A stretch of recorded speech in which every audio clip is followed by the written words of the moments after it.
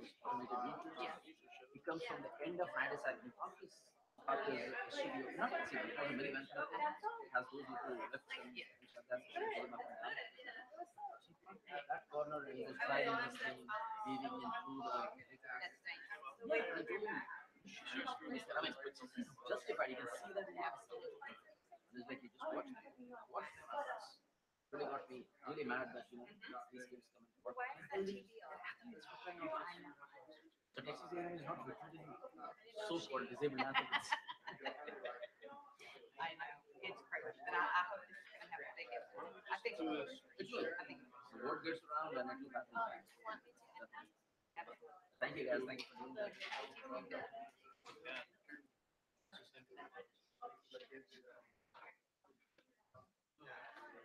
All right. Howdy! Welcome. Sorry for the delay.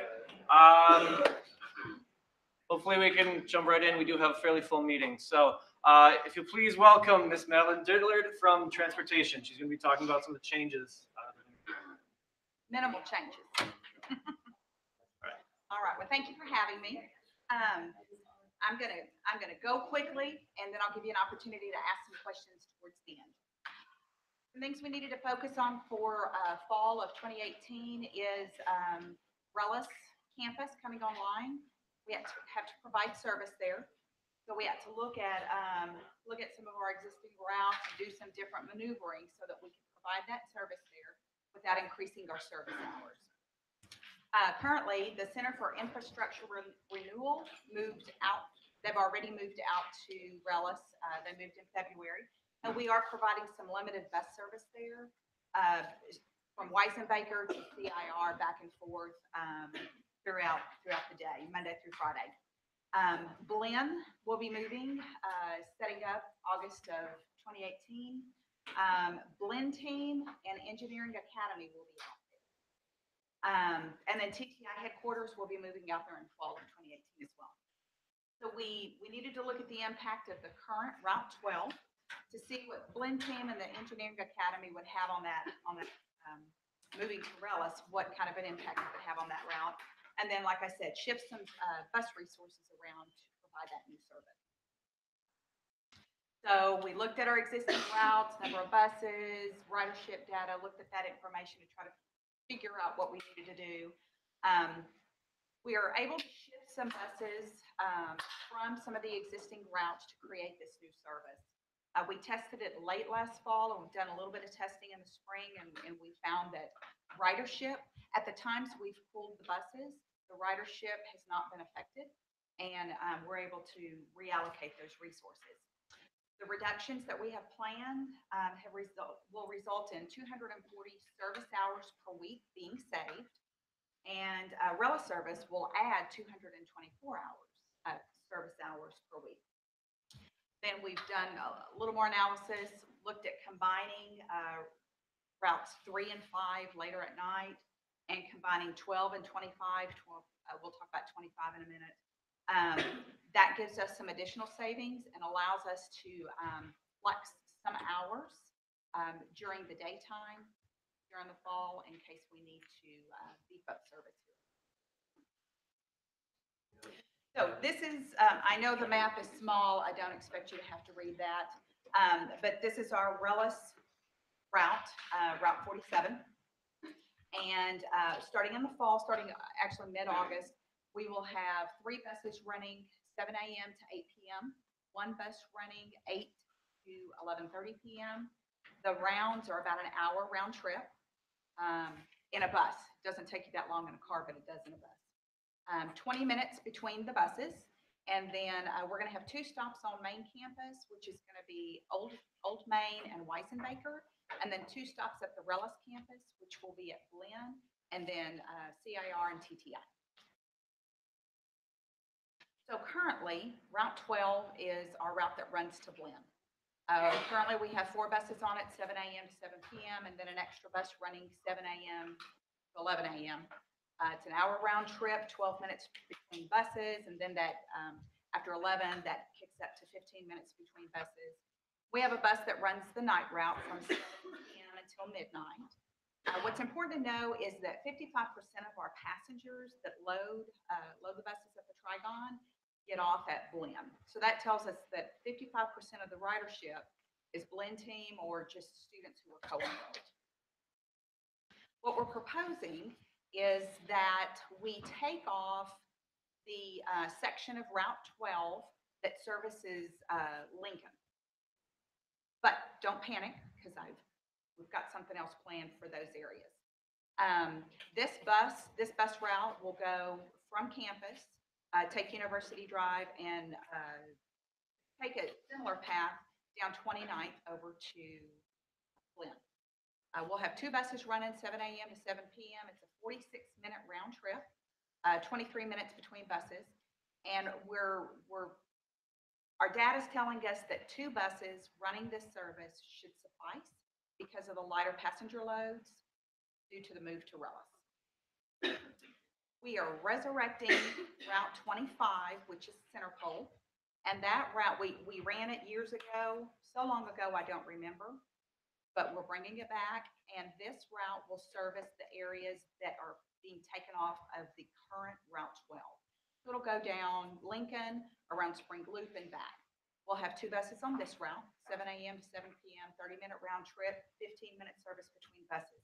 That's exactly the level of service that those stops are seeing on today's Route 12. That covers those. At night and on weekends, we want to combine those two routes, 12 and 25.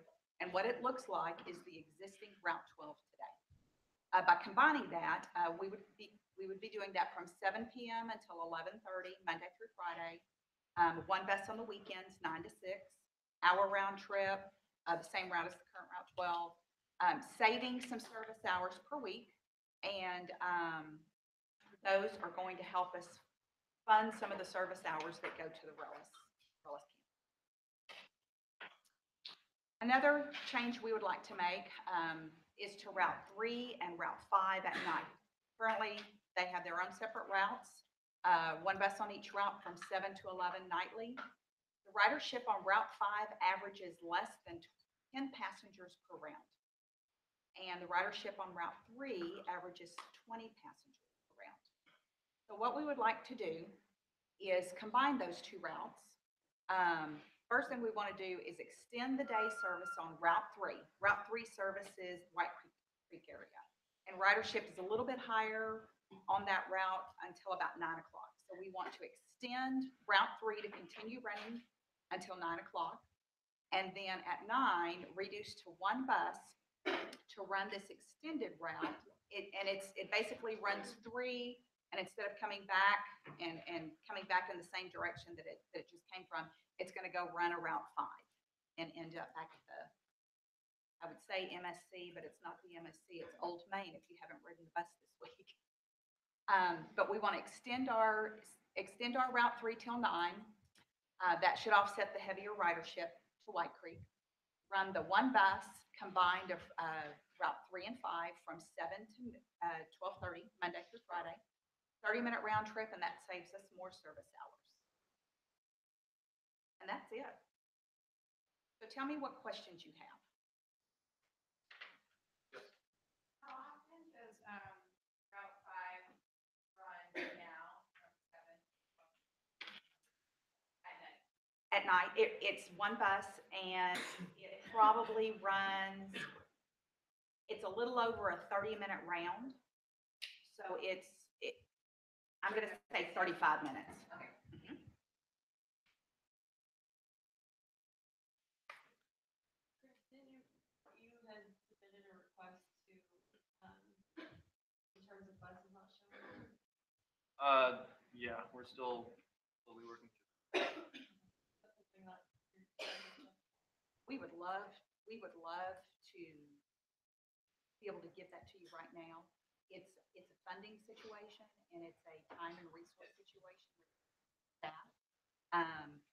Chris is gathering a little more data, and something that I told him the other day was that, no, it was actually someone else that I mentioned.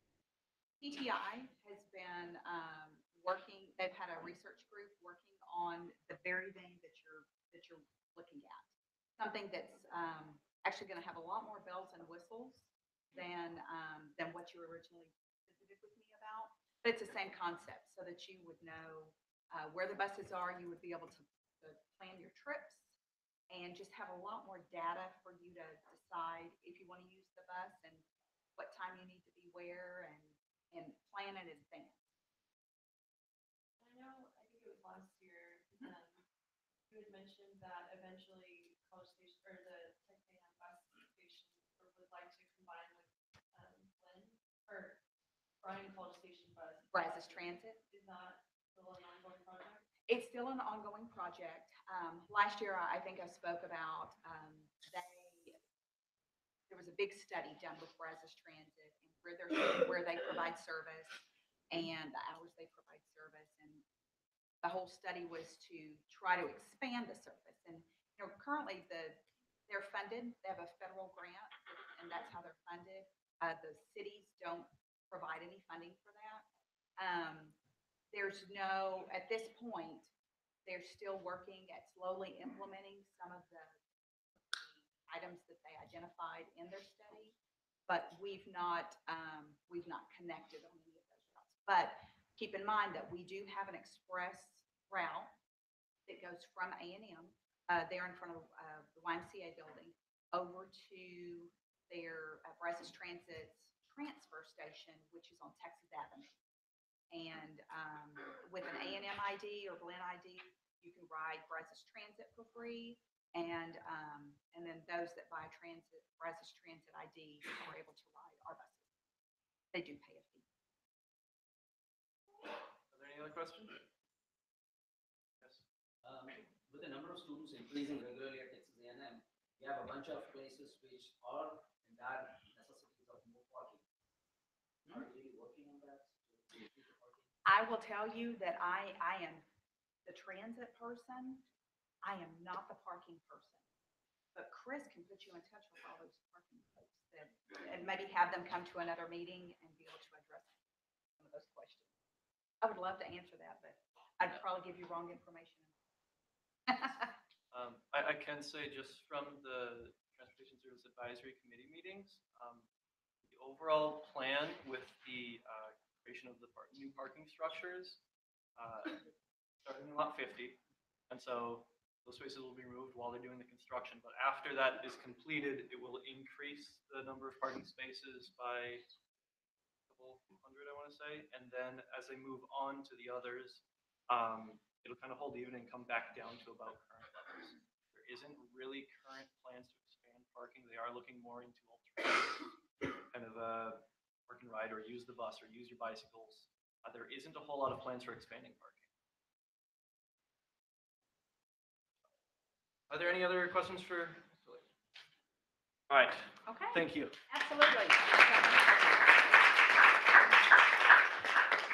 All right. Now the moment you've all been waiting for. We are essentially ready to. Chris is a step before this. Is there? Yeah. Sometimes it's going to talk about two things. One is Okay. the international students. Right. My turn.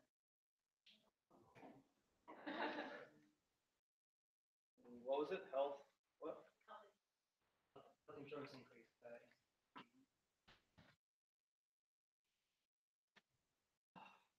Right.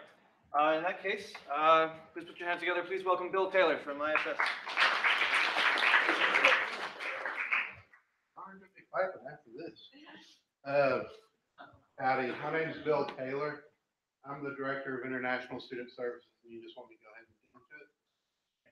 All right.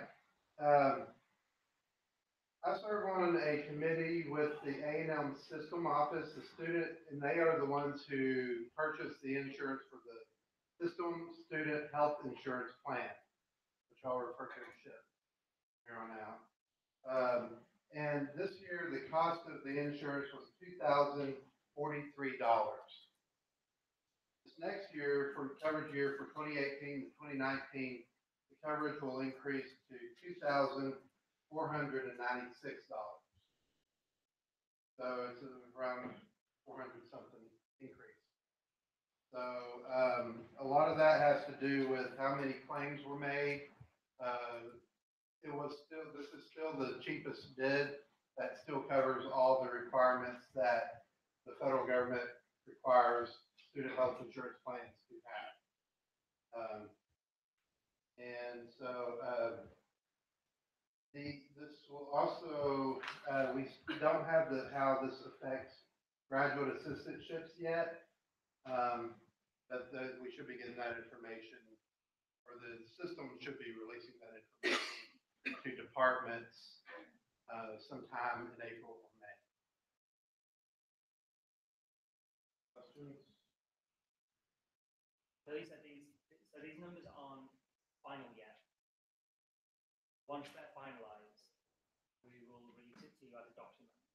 This is a heads up for you and your department, so that students who are going to be here next year, international students in the department who are going to take ship insurance next year, to then start looking ahead and start doing some planning strategy. Okay, so trying to give you as much forward thinking as possible on this. And I believe that's the same process with domestic. So is it likely size that our department would, as you do research right in, hopefully, I do not know. and this will go for students that are international and domestic? Well, the cost, I believe, and I'll have to double check that, is the cost that what it would be for a domestic student or an international. This, with GATS or GARS and the international students that are. Well, GATS and GARS is a little bit different. It's still the same health insurance plan. How it's funded and the cost is a little bit different. Because departments are paying for it, there's a different, it doesn't quite equal the same amount. But I don't have those numbers. Remember, a lot of you who are international get bought out by your departments. So you move back over to like departmental option instead of paying the international services and they deduct each. Right. The numbers can be affected by this increase is not actually different. Basic. Okay. Price went up because of the number of maybe 2,400 from now.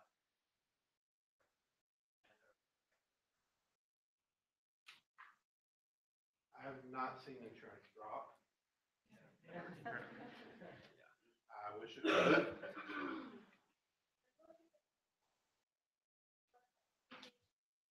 In 2015, it was $1,692.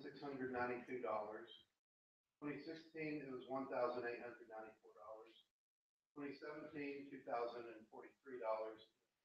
18 will be 2,400.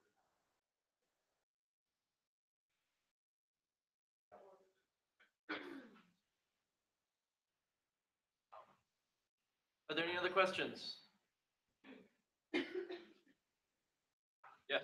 Don't have any, grad.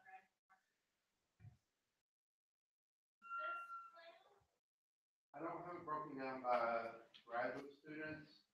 I do know that 5,082 international students were enrolled last year, or as of this January. And the GSE, the graduate student enrollment employees waived, so they weren't charged the student health insurance plan. They were on the graduate student plan. Was 2005.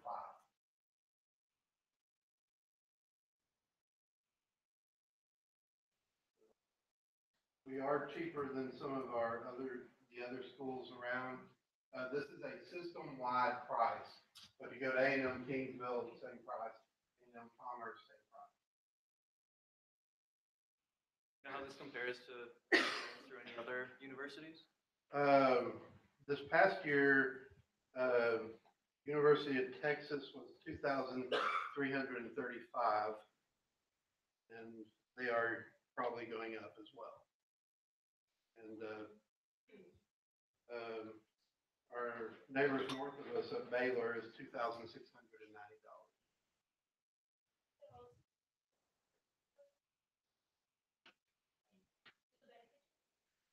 The benefits, I believe, are staying the same. Yeah, benefits are staying the same, but it's pretty good coverage comparatively. Anything else? All right, thank you, Bill. Okay.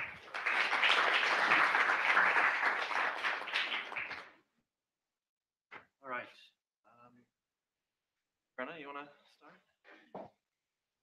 So a reminder, we're talking about immigration here, and I'm going to read the 3 different resolutions. We're going to have time for discussion. Bill is going to stay and provide feedback or answer any questions.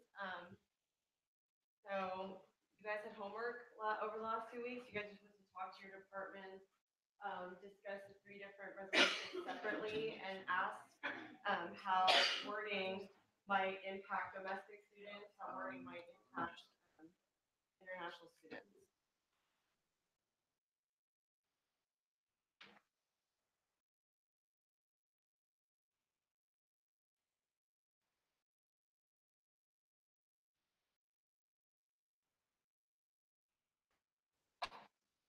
So should we limit discussion to like 10 minutes? We can try. Okay, well, I'll just read this one.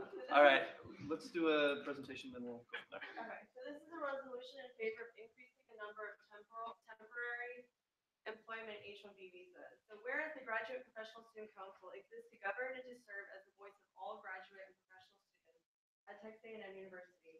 Whereas the H-1B program allows companies in the U.S. to temporarily employ foreign workers in occupations that require highly specialized knowledge. Whereas the H-1B visa has an annual numerical limit cap of 65,000 visas each fiscal year. The first 20,000 petitions filed on behalf of beneficiaries with a U.S. master's degree or higher are exempt from the cap.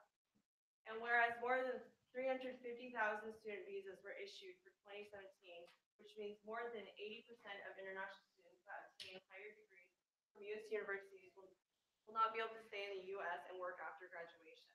Let it be resolved that the Graduate Professional Student Council at Texas A&M University is in favor of increasing the amount of H-1B visas given to foreign individuals with U.S. master's degree or higher that are exempt from the cap. Let it be further resolved that a copy of this resolution shall be posted and delivered to you. All right. So again, let's, I imagine we're going to have a lot of discussion. So I'm going to once again be taking kind of a list of who raised their hand first. So we will be jumping around. There will be time allotted to our presenters to respond to each question. All right, who'd like to start? Matthew. I will say, very briefly, I went back and watched our live stream video from our last session. I think it's important to remember that this isn't, as a graduate student organization, we do not write law. We don't even write policy. What we do write is advocacy. So when we advocate for something, there are a whole myriad of circles and echelons of higher administration inside the university that our advocacy has to go through, even before it goes out externally. Okay, so we are not writing a law here. Yeah? The likes of Bill Forrest is not going to turn around and be like, oh, the graduate students at Texas A&M want this to happen. We have days of action, we do stuff with our national gaps, we say, we want things like that. This is us, as a graduate student population, at the state institution, advocating for our population. 40% of our student population are international students. So as you move forward through this conversation, strongly advise you to remember you are advocating for those who are in your department, and also you are a member of your department, but there are others in your department you are representative of who may not be you. So bear that in mind as we move forward, please. And then, Bill, would you be able to start from kind of the legal perspective of what international students are able to say or not able to say from an F1 visa status? There are no regulations. Whatever you feel like. Julie. They were rough last week. Y'all be nice to me. Those Uh, vegetables, don't worry. I'm sorry, that was rude. Basically, F1 students have the right to speak. The Constitution allows that. There is no federal regulations that say F1 cannot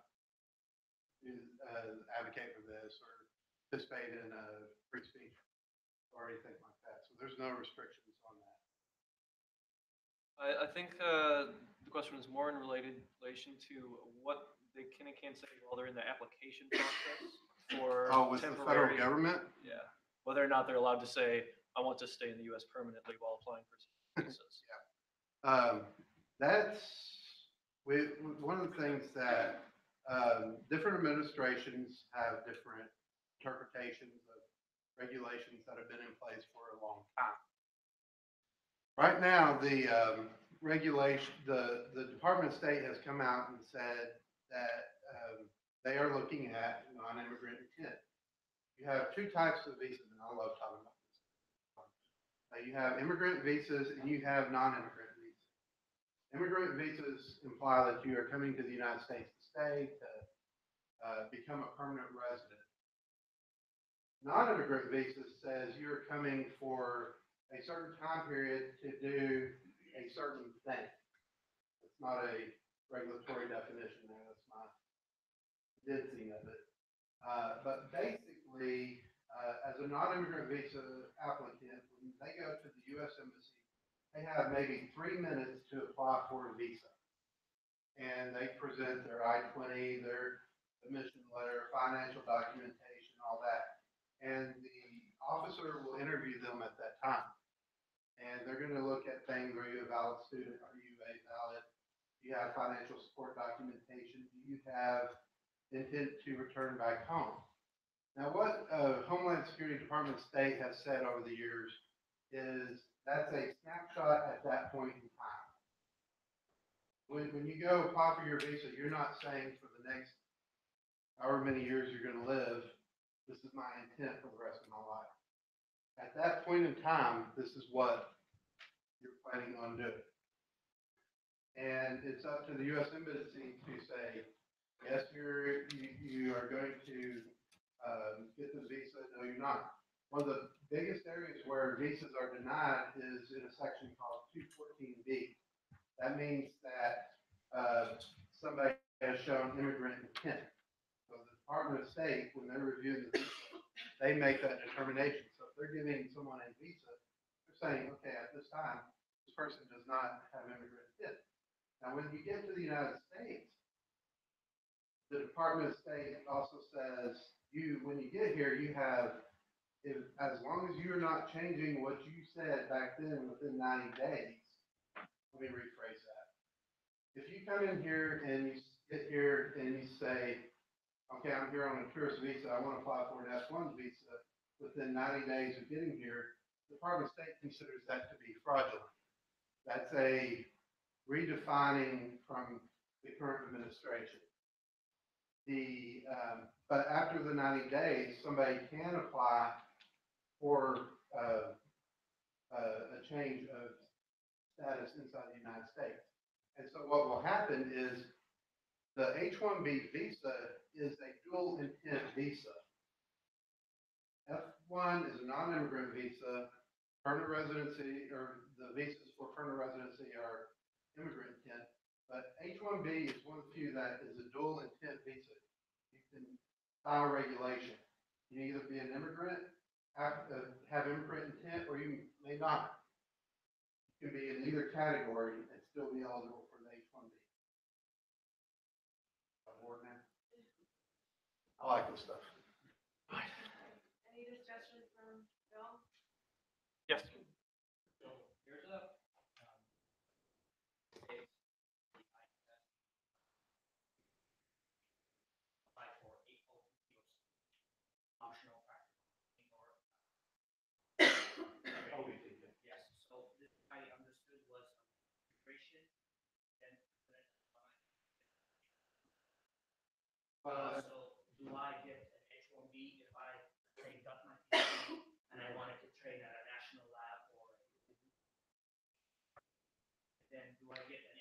H-1B or work visa because they say after you end your affiliation with A&M, your F1 visa expires.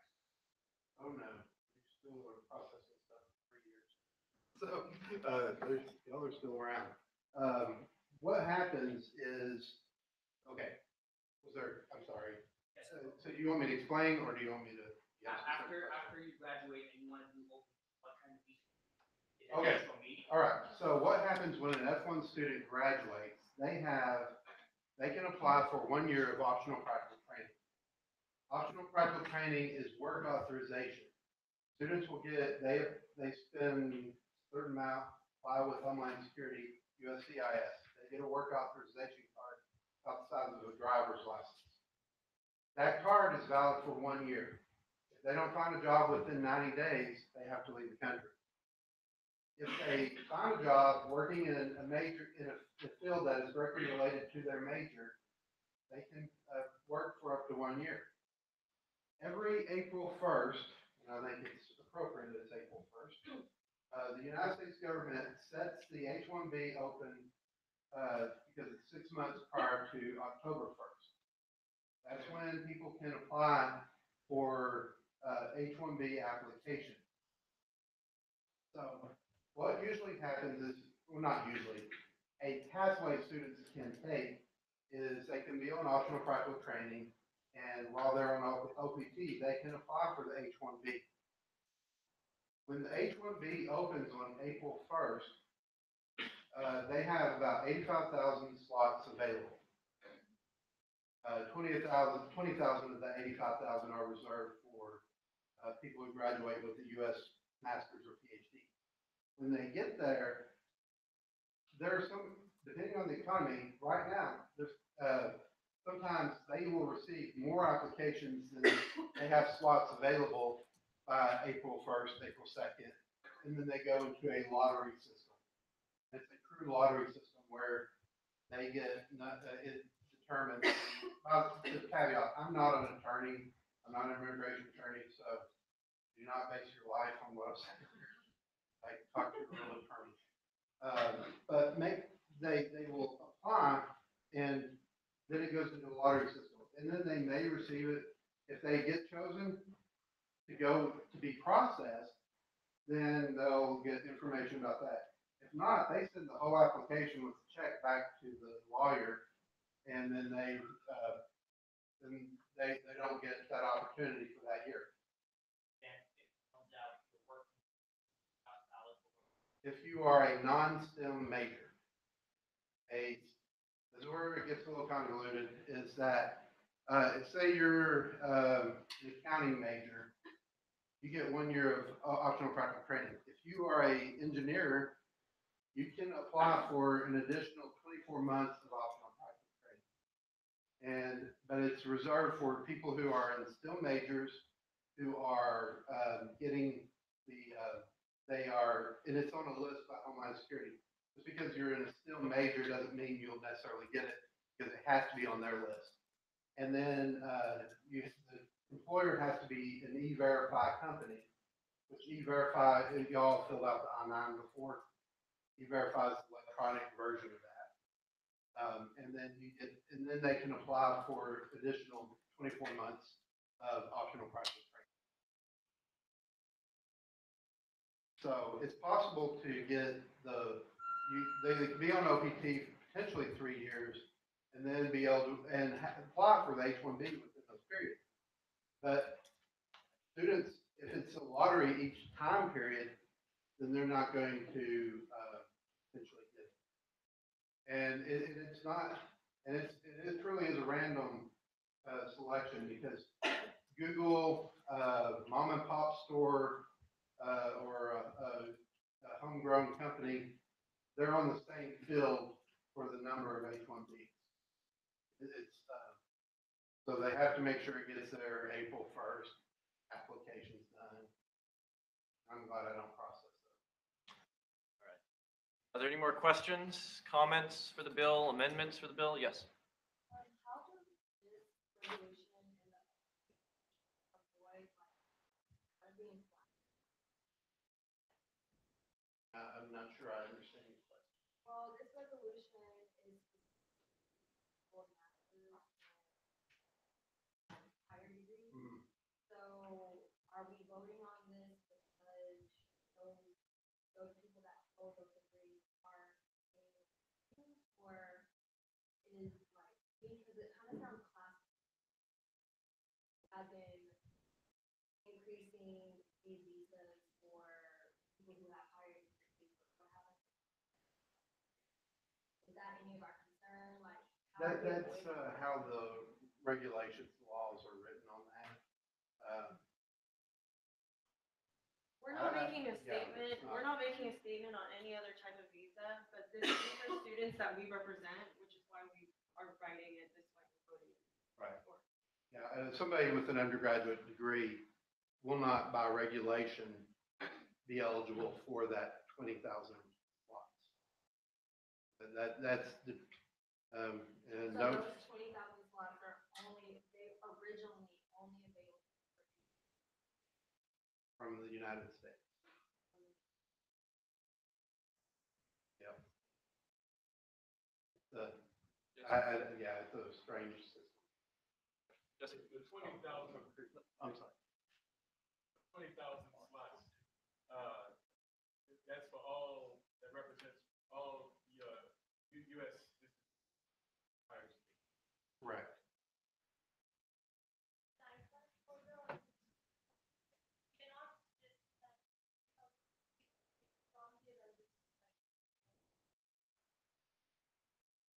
Correct, I think.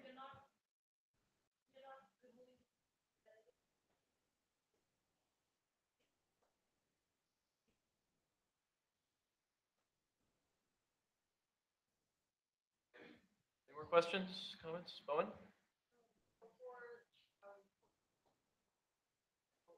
example, if person doesn't have the 20 applications, are they going to be on that way?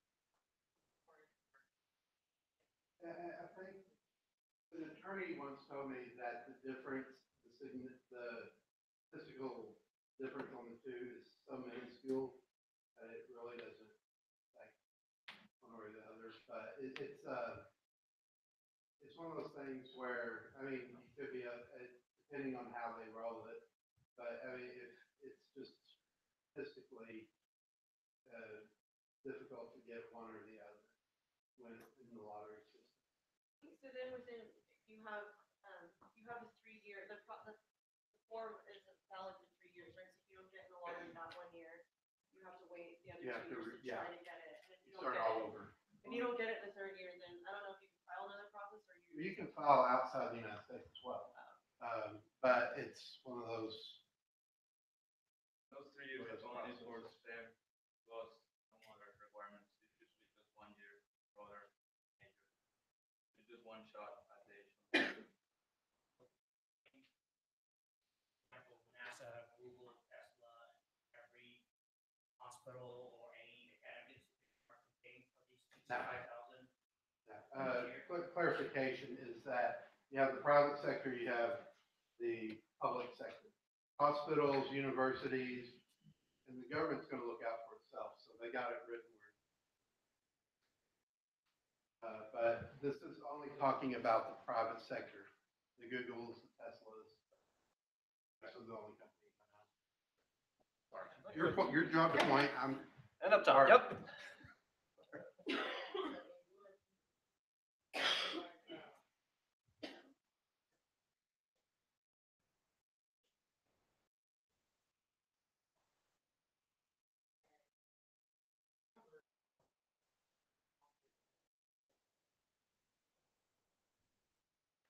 Well, that's a question outside my purview. As a state employee, I have to be careful about not condoning legislation one way or the other.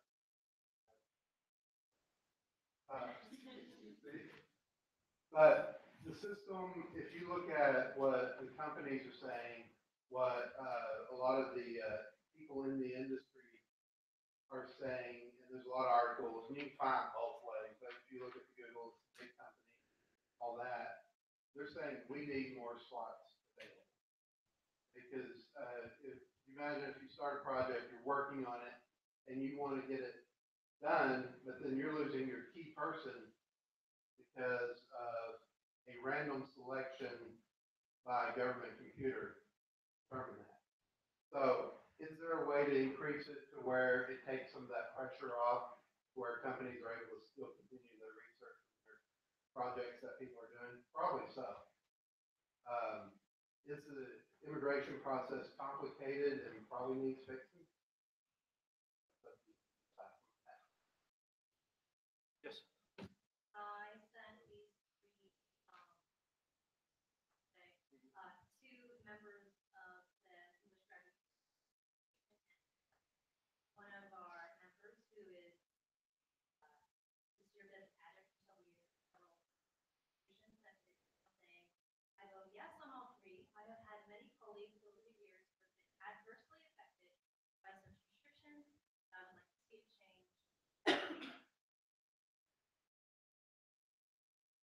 Anyone else? Amendments? All right, let's do one more. Yep. Yeah, just real quick, I think for the let it be resolved section, I'm all about being concrete and having a specific, so I would like to amend it to not just say increasing, because that can mean like what, one more, a billion more? What So language are you proposing? proposing a specific amount to be increased. So, so firstly, if we're going to be making amendments, we do need specific language. If you'd like to, part of this amendment will go to the GA to discuss, and they can try and come up with a number if they want. Or open the floor for discussion for suggestions. We're already, the floor is open. We'll go on that. Let's not delve down the motion rabbit hole. Are there any suggestions, or is there any arguments for or against adding a specific number? Yes. That's a great question. Don't know. Berna. No matter how many we add, we're always gonna. Ben? Again, this is just that.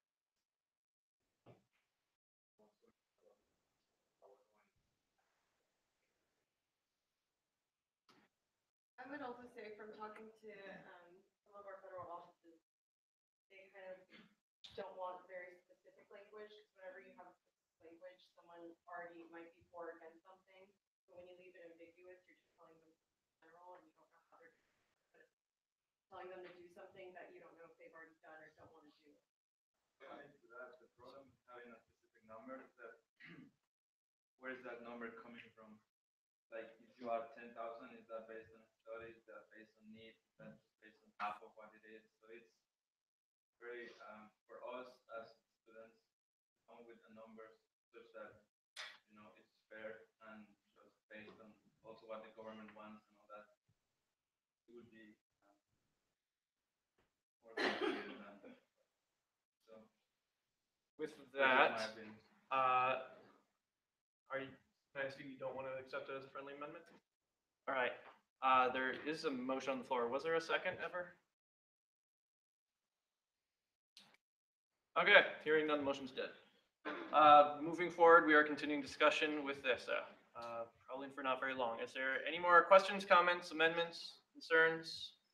Otherwise, we'll move to the vote.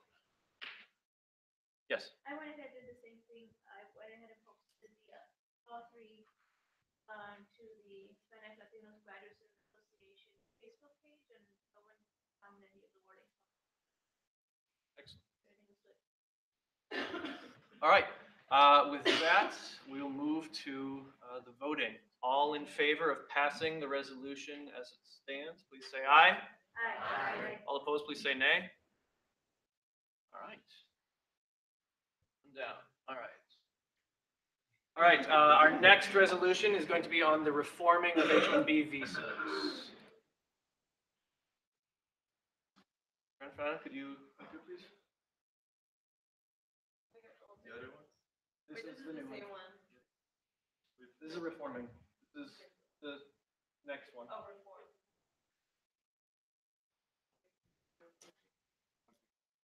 So, a resolution in favor of reforming the temporary employment H-1B visa Whereas the Graduate and Professional Student Council is govern and serve as the voice of all graduate and professional students at A&M University.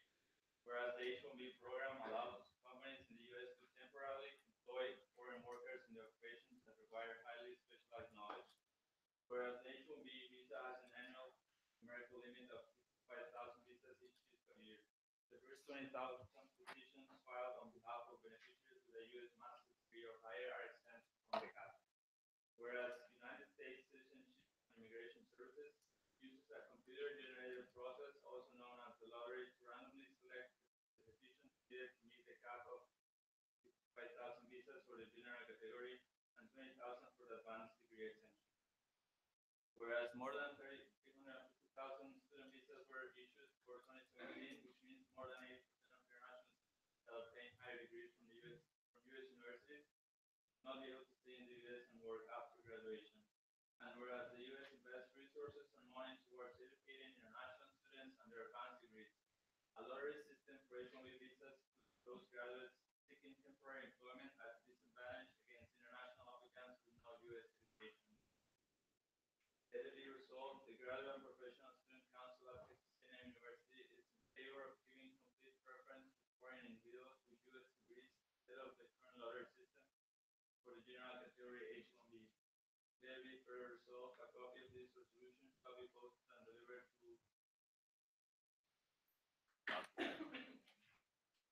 All right, with that, are there any questions? Yes. Again, on this, you go down. What exactly do you mean by giving complete preference to foreign individuals instead of, with U.S. degrees instead of the current honors? Is that tapping into that 65,000 for the general category, because that's what it said? So again, I'm coming back. Is that statement basically saying give preference for higher degrees? The preference to higher degrees only is for the 20,000. Here is to remove the lottery system for the 65,000. So on the 65,000 pool, there is no preference, so it's just free for all, whether you graduate here or in other place. So in that case, it would be to give preference to those who graduate from the U.S. Not to remove completely those who are not from the U.S., but just if one from the U.S. is applying versus another one that's not from the U.S., just give preference to the U.S. If the seat is open and nobody from the U.S. is there, and if the 20,000 were filled from U.S. graduates, then not removing the opportunity to others to come, just have to choose. Up top. Go with that, then, based on questions or response. I'll bring it from you.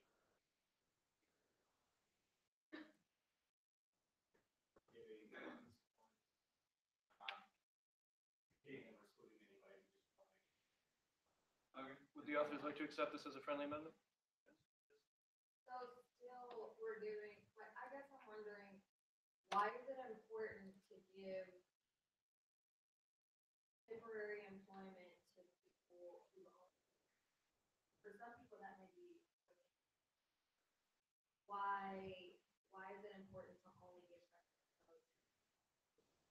But this is temporary employment, If you right? go to the whereas part, this, not the last one, the U.S. invests resources and money towards educating international students and their advanced degrees. A lottery system for H-1B visas, so that's one part of it. So we pay taxes for them and they pay taxes to us as well. It's just that, also, on the other hand, you're advocating for the 40% of international students that are in your department or as graduate students. And as graduate students, that's why we are, I mean, at least in my opinion, I am advocating for the graduate students in my department who are international. So that's the only. I see, I understand financially. I mean, education it does separate class. I mean, the more educated you are, and maybe these are students that are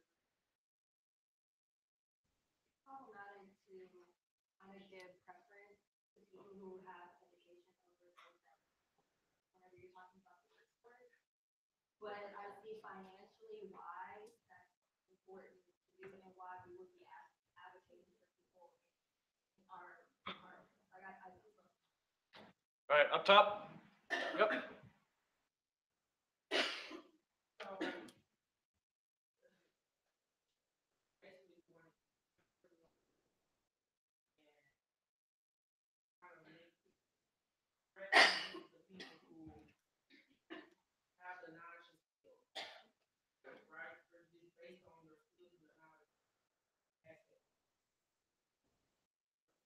For one subset of the visa. And there is no knowledge on what is going to replace the lottery system. It's just sort of saying to replace it with a better option. We're not advocating with what is the best option. It's just that a better way of doing it instead of the lottery. It could be something that, like you're saying, it could be something else that's not up to us at this point to decide. Just saying the lottery system is not the best solution in this 20. All right, I saw a hand in the middle row. Yes? No? All right, Tyler, I think you're next. All right. Yeah, maybe? Okay, Perna? We'll come back. Perna? I don't see the point of getting rid of the lottery.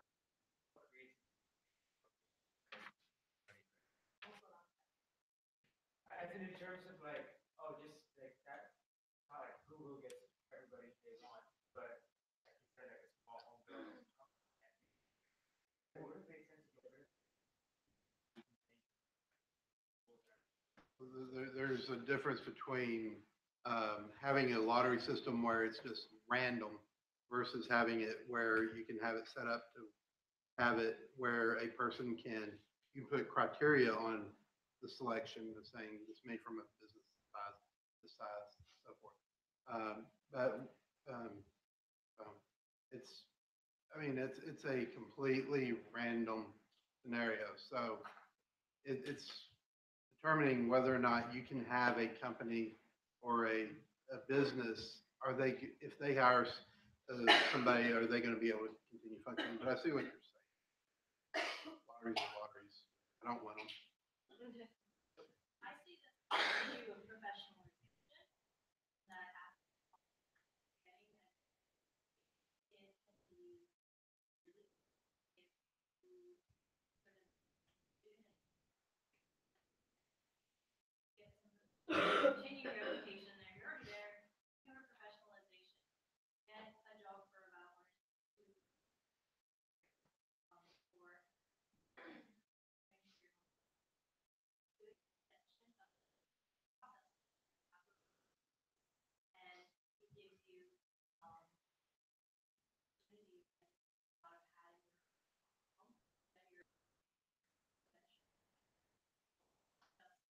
that you're countries that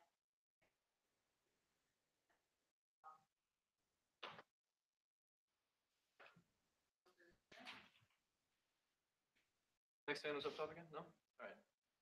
Any other questions, comments, concerns, amendments? Yes. get more of a clarification. So with this would give preference to people who have earned a degree in the US, right? So it's already set where the cap is just a degree. So this would be excluding people who have earned degrees outside of the US, even though they still have a degree. For this H-1B in particular, if they choose to make a different system, that, yeah, I mean, we don't know what would replace this. It's just saying the lottery system is not the best way to go about it. That's just, I have no idea how will they fix it. It's just like, just try to come up with a different way of making it better for the current system, the current situation in the US. So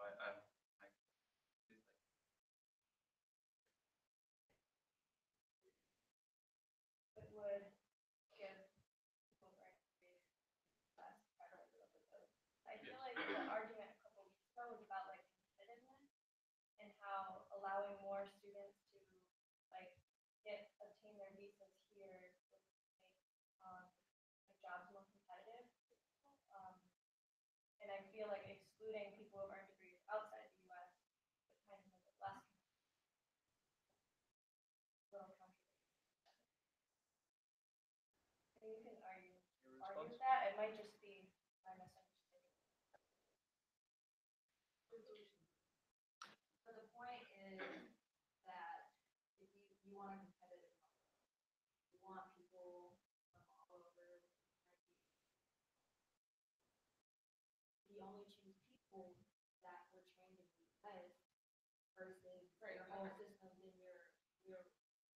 So that's one argument, but another argument is that a lot of students that we see on our campuses want to stay and don't have the opportunity. So by increasing or changing the system, we would hopefully be able to support more. You could also work under the assumption that the United States is honor up. Well, that's why I was wondering, like my uncle is a medical doctor in Mexico, and he can't practice. So he has his practice. Because he can't. We're operating under the assumption that the United States is an honor institution. If you don't mind, let's go with the order of the hand raises. Yeah? Yes.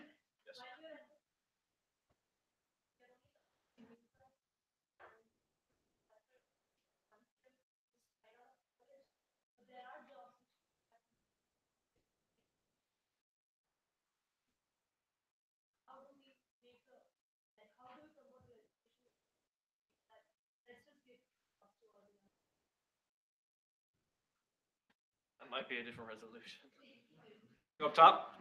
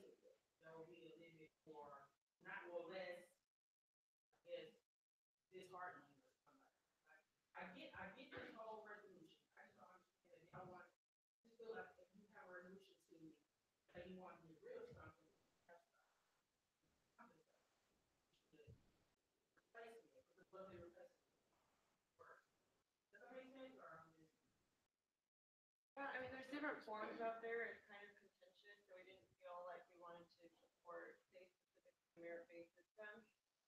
So instead, we just wrote this one. But, I mean, yeah, we didn't feel like we wanted to offer a solution. Up front. Yeah. I just sympathize mostly because whenever we're thinking somebody who is, per se, a restrictionist would read this and you could possibly, push on a restrictionist agenda because of what you're saying. However, I do think that the whereas the U.S. invests resources and money is saying that we see that we have put in these resources and we want to go ahead and further cultivate these individuals within the environment. I would hope that whereas would be taken just as, but again, because this is a politically contentious issue, there are different ways that it could be. Thank you. Yeah. And so that is considered. But I'm hoping that the whereas would help to clarify the direction that we are seeking. Did I see a hand over here on the right? No? All right, yeah. I also think that this goes back to what we said in the beginning, that we're making a statement that we support a change effective, but at the end of the day, we're just graduate students, we're not lawmakers, we're just trying to show the representatives or, all the echelons that have to go through before it's actually sent to representatives that we support a change and that the system that we're in right now is ineffective. And that because we're graduate students and we're only, in the population of graduate students, we're not lawmakers. So I think that's there, and that we're hoping that they see that and that they do something. And they know that we're paying attention. Yes, that they're. Matthew? Would like to make a motion to move to a vote? There's been a motion to move to previous question. Thank you, sir. Is there a second? There's a second. All in favor of, or is any discussion? All right, all in favor of moving to previous question, please say aye. All opposed, please say nay. All right, with that, the discussion period is ended. We are now moving to the vote for the resolution itself. You've had a chance to read through, you've had a chance to ask questions, you've had a chance to talk to your constituents. So, yay means we pass it. I send it to a whole bunch of legislatures or their staff. Nay just means we put it down. It doesn't mean that we're opposed to it.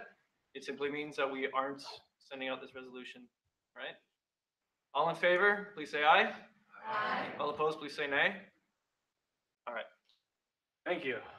One down. All right. We got one more. All right, so the next one will be the increasing EV visas resolution. Resolution in favor of increasing the number of employment-based green cards. Whereas the Graduate and Professional Student Council confirms several courses for all graduates and professional students at Texas A&M University. Whereas the U.S. immigration law provides opportunities for high skilled foreign nationals to become lawful permanent residents through employment in the United States. Whereas the employment-based green cards are given to foreign nationals with extraordinary ability in science, arts, education, business, or athletics. Outstanding professors and researchers, members of professions holding advanced degrees, or who have exceptional ability. Student requests for national interest. Skilled workers, professionals, or other workers. Whereas the current quota for the total number of EB green cards is 140,000 per year, and high skilled workers from large countries like China and India have average waiting times of 5 and 10 years respectively to obtain an EB green card. And whereas the prolonged waiting time and uncertainty in permanent legal residency prohibit those skilled workers to fully participate and contribute in the U.S. economy. Let it be resolved, the Graduate and Professional Student Council at Texas A&M University is in favor of increasing the amount of EB green cards each year. Let it be further resolved, a copy of this resolution shall be posted and delivered.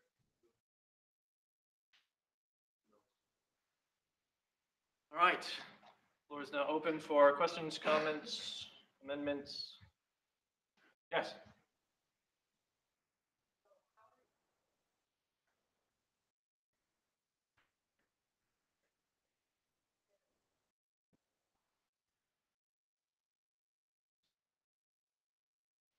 He asked me if I can take this question. This is way out of my purview. I deal with the F1, J1. That being said, this is the smart of the smart. These are the really brilliant. The EB, the aliens of extraordinary ability, outstanding professors. E2, ED3 preferences require alien labor certification. So what it is it is not a simple process. The students will, or not the students, the worker usually will apply either one of those three levels, EB1, EB2, EB3. They'll apply for one of those depending, and each one has different criteria.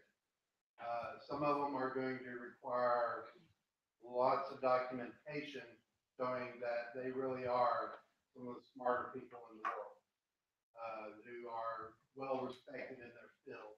It's not an easy process. Usually what will happen is they have to apply for the I-140 that goes through.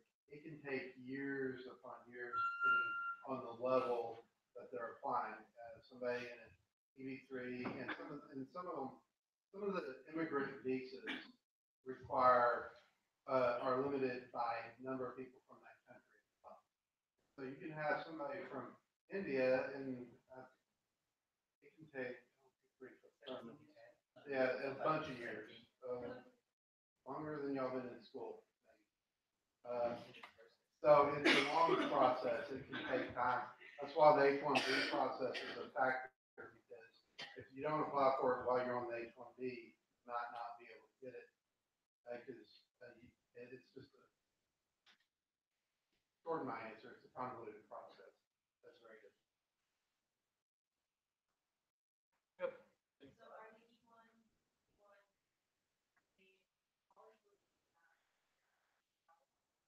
Those are all, so there's a limit, each amount, each EB1, EB2, EB3, EB4, EB5, they have a cap on top of that. So that 140 includes all the EBs that, and adding a little bit what Bill was saying, based on the research I did, the EB1, of course, is for the top, and then EB2 and EB3. So answering your question, how is it? It's not a lottery system, it's a merit-based, fully based merit. better you are, the faster you will get it, and the better chances that you will get it. Also, there are a lot of other things on top of that. You don't have, the company has to prove that no U.S.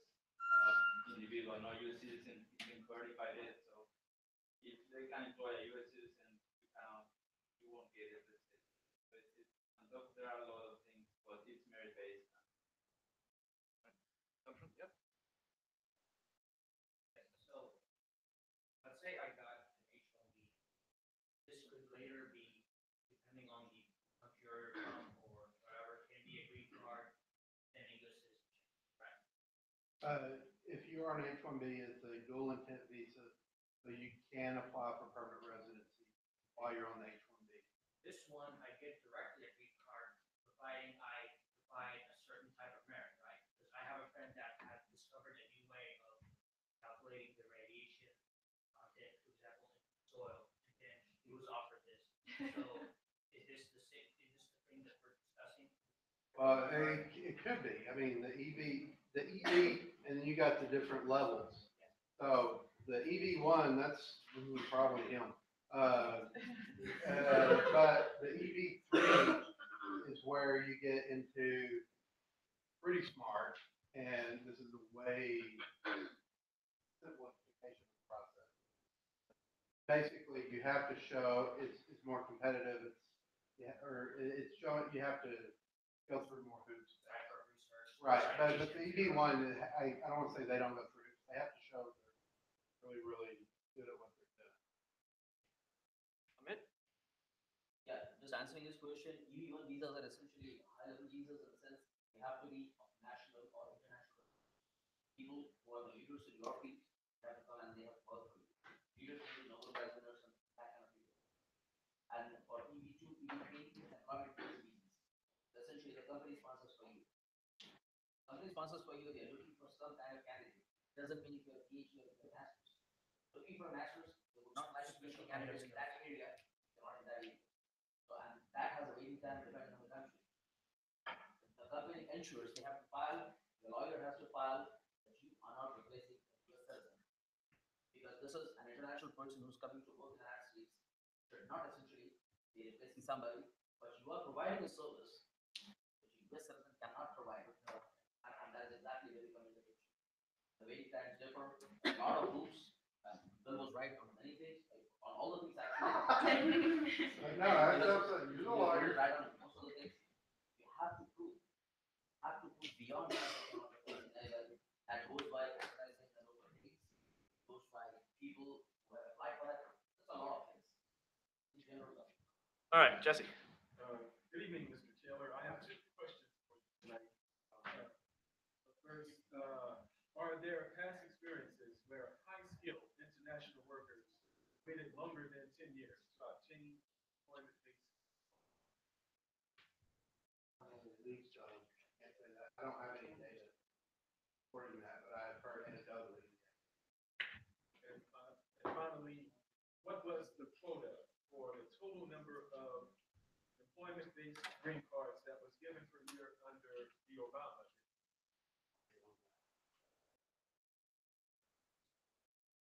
Yes, if you have a question, I'll find What it. we do. I don't know. Yes.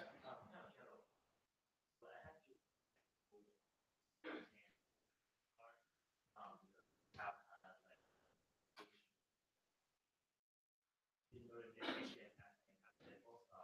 It's not that I want to do what I told you. They hired an operator, they have like vacation. It's possible. All right, anyone else? Yes. I'm not sure if that's obvious, but there's been an issue with USD. I mean, country was for the US and the French.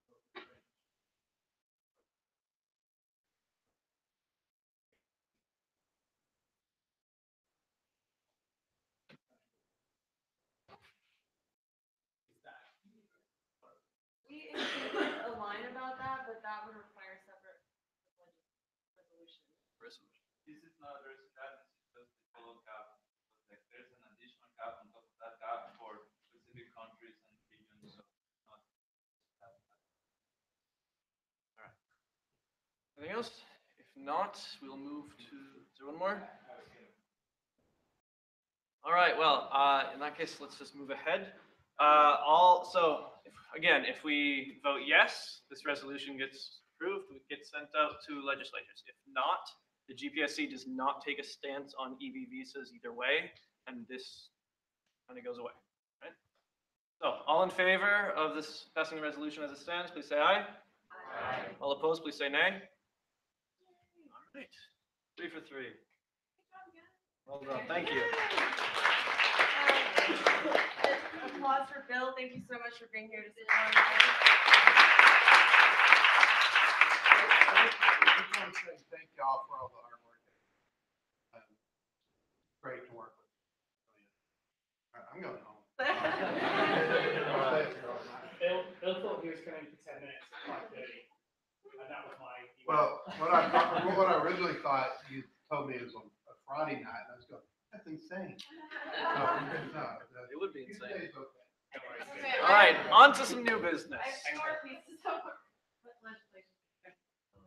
So this was, if you guys remember, Dr. Jans along with Dr. Fish had come talk about some of the things that they needed some student support, specifically for increasing the fee cap as well as trying to encourage administration to identify a new building because their current building is they're unable to build further on their current building.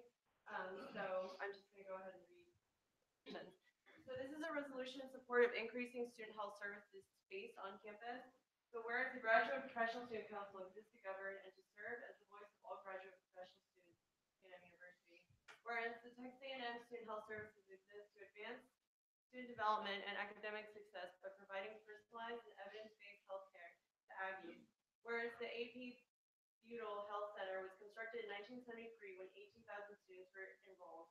Whereas the last additions to the Butyl building were made in 1986 when 36,000 students were enrolled. Whereas the current student body population on College Station campus is 6,827. Whereas campus architects and engineers do not allow student health services to build out needed for parking or build out needed for increasing services. Whereas additional space is needed to improve and expand general medical and current ancillary services such as physical therapy, lab, radiology, dietitian, as well as bring in additional ancillary, I think it's spelled wrong, services of trade, dental, etc. for increasing student body, for the increasing. Let it be resolved that the Graduate Professional Student Council at Texas A&M supports increasing student health services allotted space on campus. Let it be further resolved that a copy of this resolution shall be posted in public. Can you, change that spelling? Ancillary and auxiliary are two different words. Do you know which one you want? What do you want it to be? Ancillary. You want it to be auxiliary? Oh, wait, which one means like extra? Immediate- Yeah, the X, Which one are you proposing then? the second one. Please change what to what? No, change the first one to the second one. Question?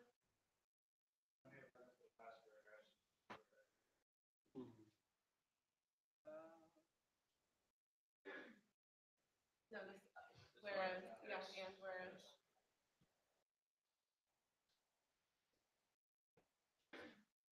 Yes, starting here on. Okay, so I'm not really sure how, health for students that's fitted through A&M works, but is there any chance that the providers that are in that health insurance would be limited to the services? The approved is wrong? No. Yeah, Tyler. Just to clarify, ancillary means providing necessary support to the primary activities or operation of the organization. So that certain services are necessary and others are optional, but should be.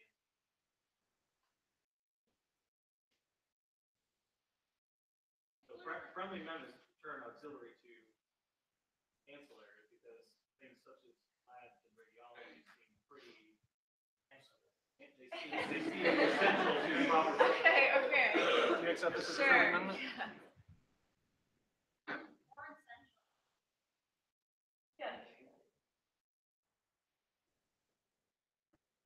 I will take specific language. All right. What? That one's safe. Oh, okay, right. So then I was correct. I was right, and then I got Relax. confused. Yes.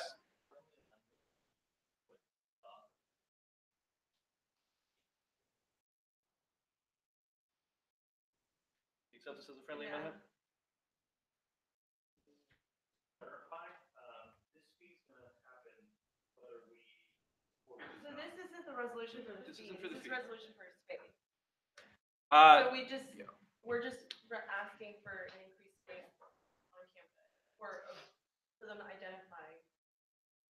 yeah, for a little historical perspective, they're not allowed to build out because of fire code. They're not allowed to build up because the master plan restricts height, floor limits in that part of campus, especially along Military Walk. And the Butyl system did ask to create a structure out on West Campus that would be essentially just to house their ambulance services and their EMTs. That was rejected for a number of reasons that may or may not have to do with the merit of the request. All right. Are there any other questions, comments, concerns, amendments? All right, seeing none, we're going to move on to the vote.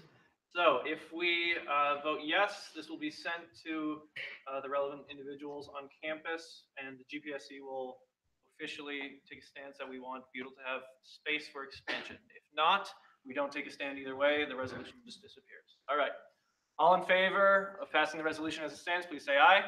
Aye. All opposed, please say nay. Thank you. All right, that is passed.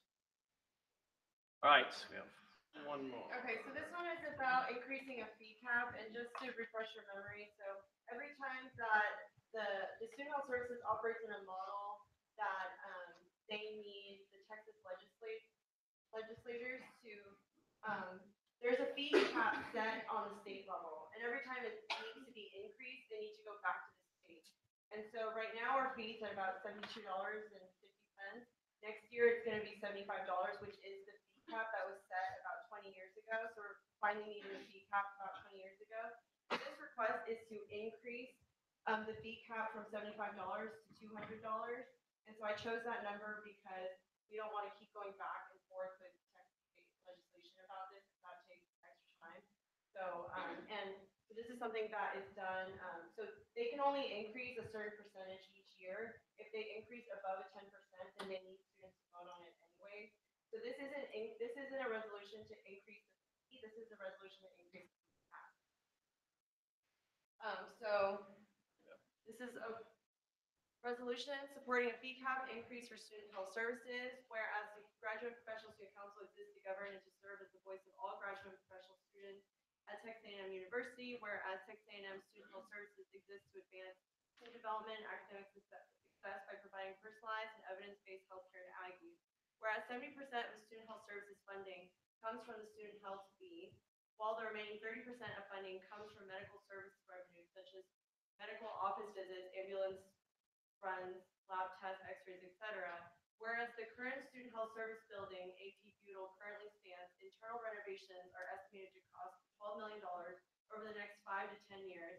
Whereas greater student health service funding is also needed for the hiring of additional staff to maintain and expand patient care for pre-existing services due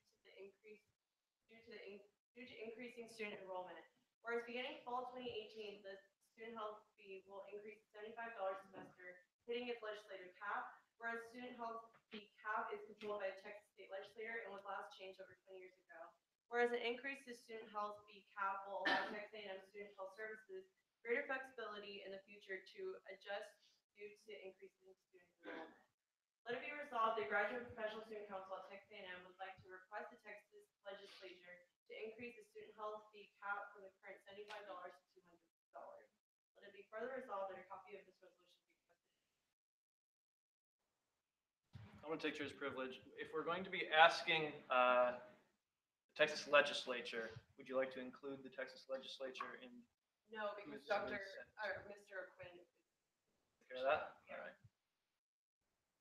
All right, up top. What, who, huh? Oh, there you go. Quinn is, gonna be sending this on, do we need to put that in here, or?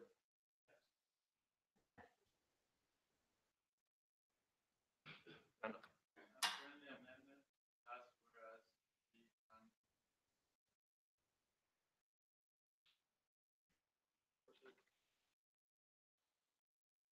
Anyone else? Comments, questions, concerns, amendments? No, was there a date on the last one?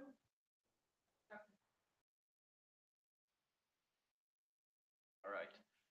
Seeing none, we will move to the vote. A vote, yes, means that we will be essentially asking A&M to lobby the Texas legislature to increase the fee cap so that A&M can increase the student health fee and increase revenue. If not, we don't take a stance on it, the resolution just goes away. All right. All in favor of passing this resolution as it stands, please say aye. All opposed, please say nay. All right. Resolution passes. Thank you. We are now through resolutions.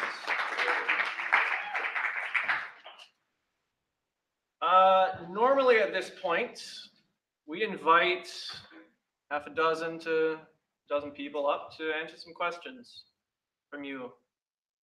Right now, we have one person who has applied for an officer position within this group. I would encourage all of you to think very carefully about what you would like to see from this group in the future, because this group cannot exist without people volunteering in the officer positions and in the chair positions. We already have some issues within the university with the conflict between, say conflict, it's not as bad anymore, conflict between this group and Student Senate over who represents who. Student Senate says that they represent all students. That includes graduate and professional students. It should be noted, however, that when in the past there have been issues that came to light or were going to be highly impactful for graduate students, often Student Senate took a very opposing view, even to the point where the graduate students asked for their own Wildcat. Did you know we have our own Wildcat? We don't say A, we just go whoop and our fingers down. It's great. Didn't hurt anyone, right? All it does is include graduate students into the Aggie family. Student Senate voted no. So we told them, no, too bad, we're gonna have it anyway. But this is the kind of conflict, right? That's the minor thing, right? We can talk about things like conceal and carry on campus. This body had huge concerns because we are a lot of the people who are grading and meeting one-on-one with students. We're the ones teaching, right? There were a lot of concerns as to whether or not we were going to have to deal with students who would be packing in one-on-one discussions while we talk about why they're failing our class. There was talk about whether or not we could move our TA sessions to Kyle Field, specifically because federal law prohibits guns there. This body voted very strongly against conceal and carry on campus, as did our counterparts over in Austin. Student Senate voted very strongly for conceal and carry on campus. On A&M. At A&M, all right? Those are the big things, right? The officers and the chairs sit on so many meetings at this university. I go and talk at transportation, right? I talk about how graduate students need better parking closer to their buildings. Why are we prioritizing freshmen who live in the dorms? There's really not a whole lot to do in College Station. Why do they still need cars here? We go and talk to people at OGAP saying, hey, there's a problem with this system. Can we get an improvement? Hey, there's an issue with dining. We don't have enough food at night, despite the fact that we're here working in our labs. What can we do about this? We, as a group, have worked on a lot of different things over the years. We have enacted a lot of different changes that have helped graduate students. All of that was done because there were chairs and because there were officers that spearheaded those movements. All right? We've had a great 50 years. We are now well respected within the administration. We are looked to as leaders. They want us to mentor student senate, right? We set a certain standard. If there's no one here that can take on officer positions, the standard goes back down to what it was before, all right? I don't know if many of you have sat in on student senate meetings. It is very different. And the kinds of resolutions they put forward are very different from ours. I'm begging you, please, if you have time, which I assure you, all of you do. I've done this for 5 years, right? I guarantee you have time for these positions, all right? It's shared work, right? It's not one person doing a lot of work, it's a team. We have, what, 15, 16 people on XCOM, all right? It's not gonna take up everything, all right? You have plenty of time for your other stuff, I promise you. Please consider what it would mean for you to be able to represent graduate students. Because this is a great opportunity to put yourselves in front of administrators who want to listen. They want to know what you think, and they want to help make things better for this university. You can be that pivotal point. You can be the person who brings forth that idea. You can be the person who gets those signatures. You can be the person who drives these movements that actually help make life on this campus better and bearable.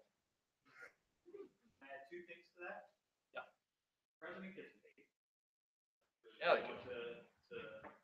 Millions of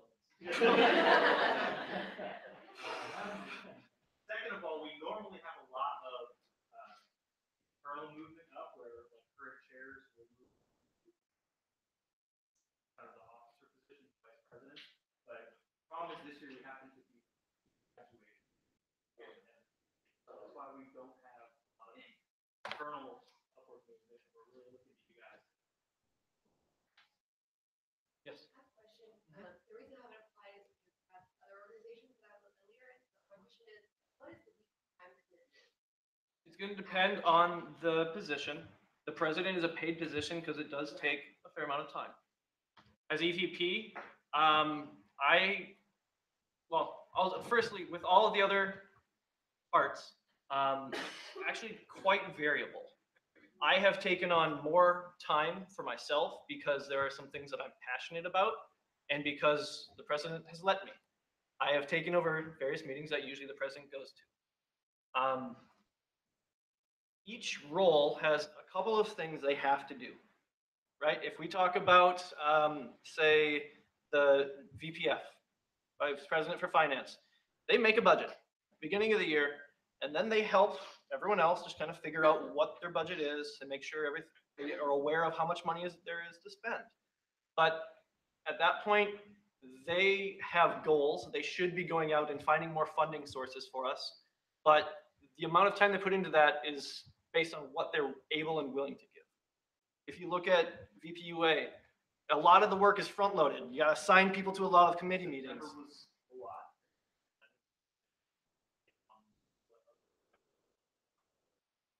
And VPI is taking minutes here. And so a lot of that is, you're going to be here for 2 hours. You're going to have a little bit outside so you can get stuff onto the website. You might be talking with people, making sure coordinating email lists, things like that. But then there are additional projects you can take on based on what you're passionate about. Almost every position is made so that you have a couple things you have to do, and you have a lot of time that you can go for what you want to do. Me, I put together a schedule and I come here and I do this, 2 hours. If I was less passionate about my other projects, that's all that is really required me outside of the elections, which right now we're struggling to get that together because we don't have enough candidates.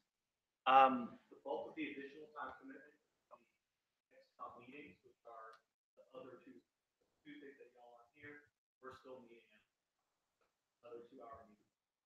It doesn't have to be 2 hours. If you guys can get your act together and take care of things via email ahead of time, you can get it done in 30 minutes, and that'll be long. Seriously, if you have really good communication, it doesn't have to be 2 hours. And again, with the president, they have meetings they have to go to. They have other meetings where they can say, I'm gonna send someone else who is very passionate. They can take that on, and then they can take on the other projects that they want to take on. Let me talk about the presidency for a minute. And a half. Think of it like a race. Yeah. Ali and I are both from College of Ed, so both take the same classes in Ferrari, run the race.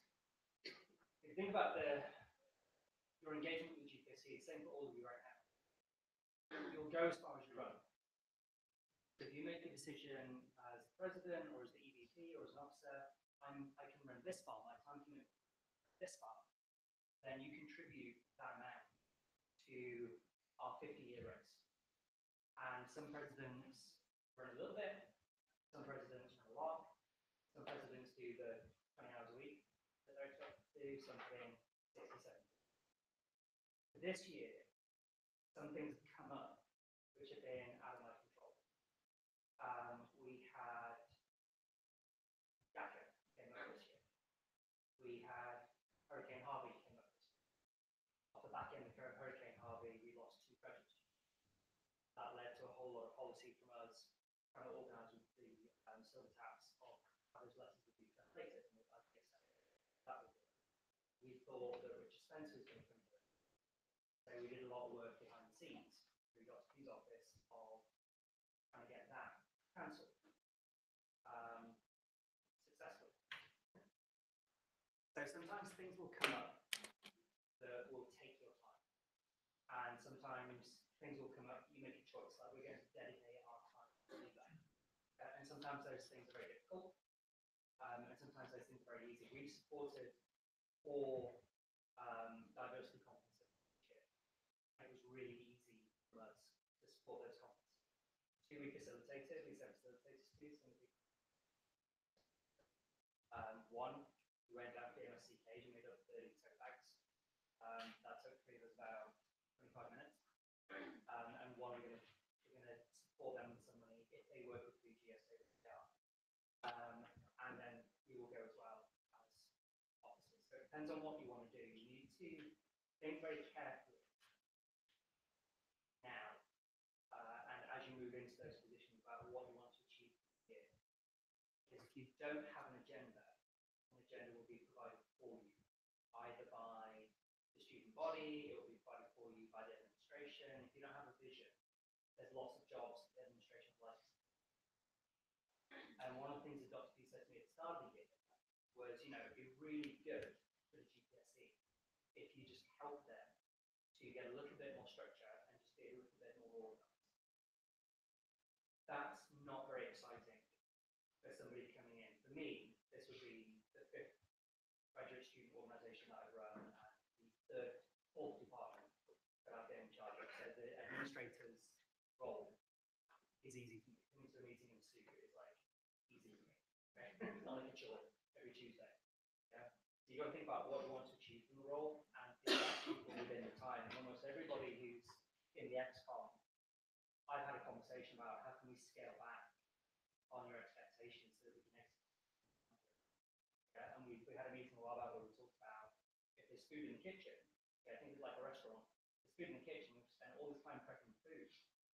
Our customers expect us to put meals on the table, and we will be judged by the meals we put on the table. I will say within that, Brenner and those business writing resolutions, we've passed every single resolution. There's some like big wins here. Early on, we moved some parking signs out by White Creek from 30 minutes to 60 minutes. I got text messages from students saying, thank you. It was such a small thing to do. It didn't cost us any money as an organisation. It's had a massive impact on what we do all through students. Yeah? There are times where we do like mass health and there's times where we do brain surgery. Okay? And that's the choices you make. What I will say, if you see the email that I sent out to you all today that went through the gap list, and you all received it this afternoon, about the election, about applying. And then I wrote a little section on like why serve. And for me, this has been such an honor.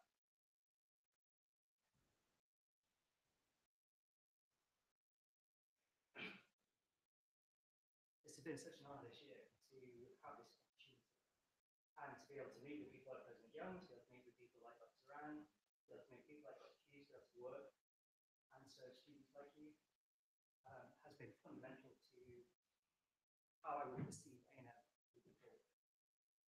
So you're not going to, I'll tell you how, you're not going to do it for the money. And you're not going to do it for the fame. Yeah, often I'm not the face on things, and I don't need that. And there's a different perception between how the guys operate and how we operate. I don't need to be like on my shiny horse riding into battle.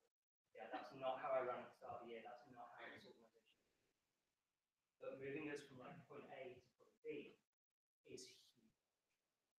So if you're kind of on the fence, and I said to a couple of people before that were interested, come and see me, I'll take you to lunch, we can talk about it, I'm very convincing. You will be president by the end of the lunch. Okay, All right. so think about it and start thinking about it now. All the links you need signing up and understanding the position and looking at the organization within the email I sent. But do not wait 2 weeks to think about it. In 2 weeks, we want to run the election for the position. Okay? Anything after that, and you're really going to be hurting yourself moving into the position because we're in transition meetings now. So I need to be able to take you to a round of meetings. You meet with Dr. Hughes, meet with Dr. Saran, you get to meet with Steph. Yeah, you get to meet with President Young before you step into it. You get a feel for what those meetings are. Okay? Serve this community, this is important. Right, that was a minute and a half, right? Something. All right, moving on. I know we have a fair bit to cover, so let's try and go quickly. Ben, you want to start? Yeah.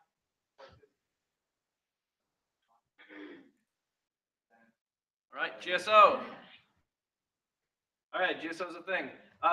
Neuroscience Symposium. So the Texas A&M Symposium, and it was from 25 in the ILSB. So the abstract deadline is this Friday. To channel website and the channel issue, and the registration is easy. There's also spot registration welcome.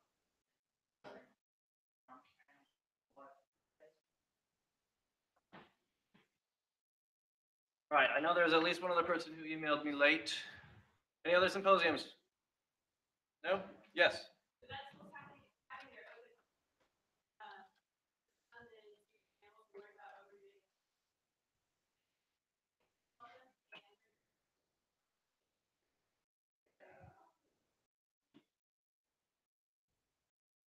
Anyone else? Right, moving on. External legislative affairs. So Adam met with Texas State Employees Union. Yes, I did. I know you need to hear the word. I met with Taylor, who was at work. Since almost they have 11,000 first. Each one of them members are spread out among 12 people. So the issues they work on prepare athletes. These, one thing I brought up earlier.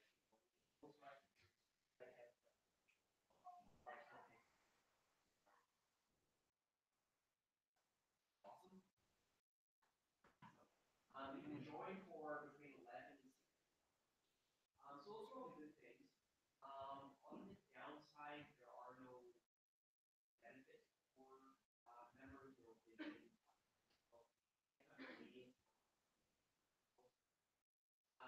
And unfortunately, they don't have the ability.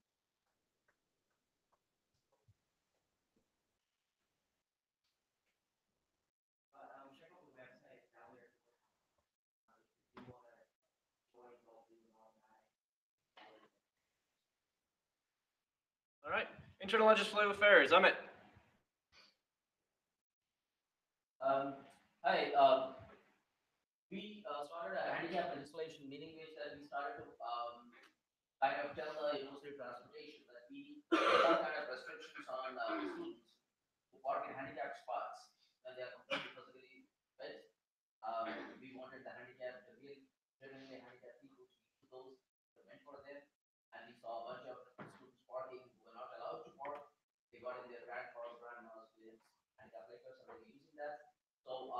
we tried to push it forward and there were some kind of obstacles. But of course, GPSC, we held that and we started pushing it forward. We took a little bit of support from the different other organizations like the staff councils and the staff senate and the faculty senate, and we had support from them. Finally, it was accepted. So that's a big win for GPSC. We actually, you guys must have got an email today, yesterday, that you cannot park it out here because I have physically seen that one of a paraplegic person had to drive his motorized wheelchair through the entire parking lot because there was not a single disabled place available. So this was kind of a passion, as Matthew was saying, has to be something which you feel strongly about. I felt strongly about, and I'm really happy that it passed. All of our GPSC guys supported us, so that's a big win for us. I'm really glad about it. We are also trying to see if we can, other agenda, which is not in the agenda, is we're trying to see if we can raise the amount of assistantships we get as graduate students. This is a comparison between different universities.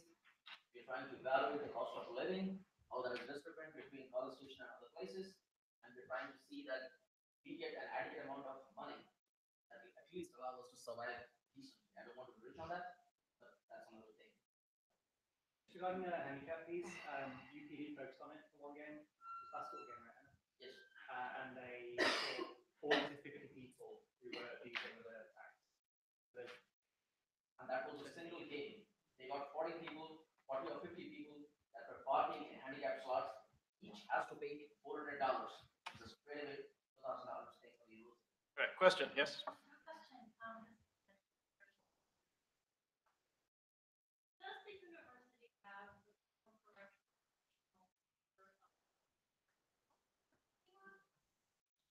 that's been raised by undergraduate students personally? I don't think they do. I don't think they do. But essentially, what was, yeah, I don't know. If there are requirements, I guarantee that they meet them if there are legal requirements, but I don't know that it's necessarily the right proportion to balance what the population needs. But the question here, what we tried to address was people who are not eligible for the handicap parking spot, they were parking in that spot. There's nothing to do with undergraduate grads. People who were not supposed to use those playgrounds, they borrowed it from people and they used it. So that was the issue.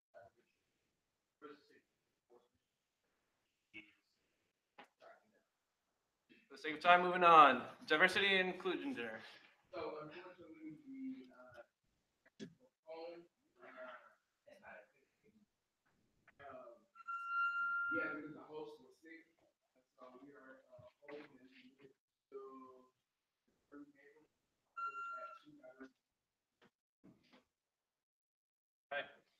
Programming. Oh yeah, sign up for the community of scholars dinner. They have like 100 people signed up and they have 700. Good food. Good food, nice conversation. And another thing, we have everything going on today.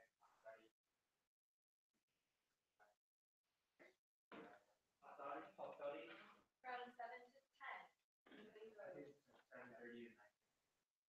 It's a triple hosting. It's HEPCC, GPSC, and HLGSA. HLGSA are there already. They're All right. they've gone already. So. All right. And then research.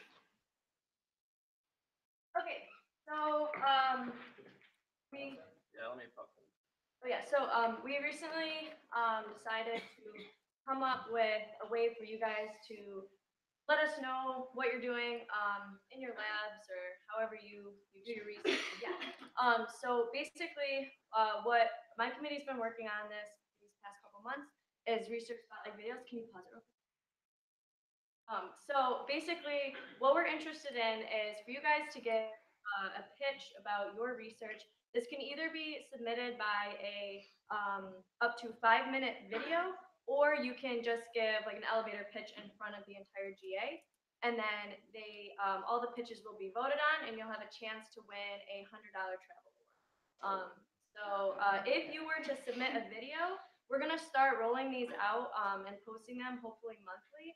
So if you were to submit your video, you would have a chance, even if you didn't win the $100 award, to have your video featured as the monthly research spotlight. And this is a way for the other graduate students in the GA or like the entire university to see what you guys are doing. And I think the more videos I see, the cooler it gets. So if you wanna, yeah, leave this. I'll also have these examples up on.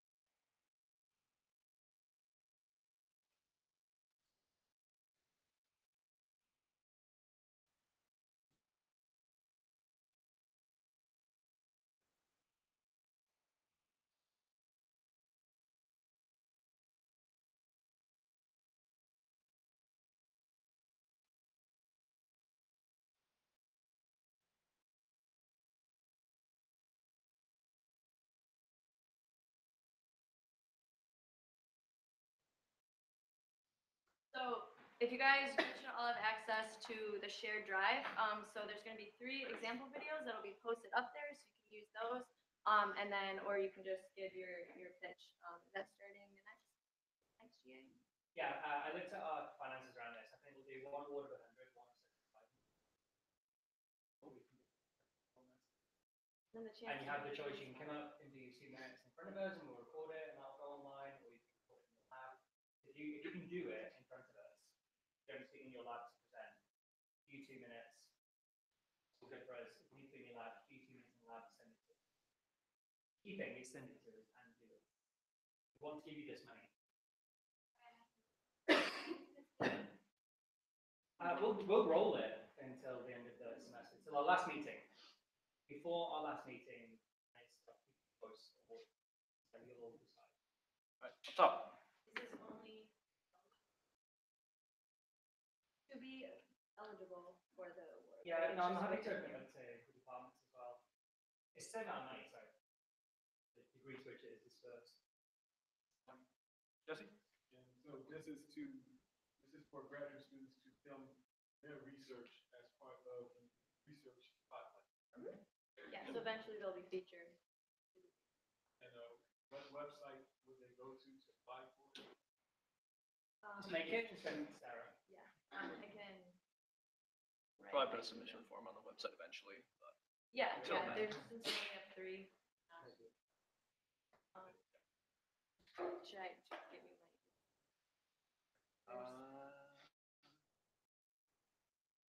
AJ. MAS. I'll check you. We can send it to that email, and yeah. that'll be it. Alright. Thank you.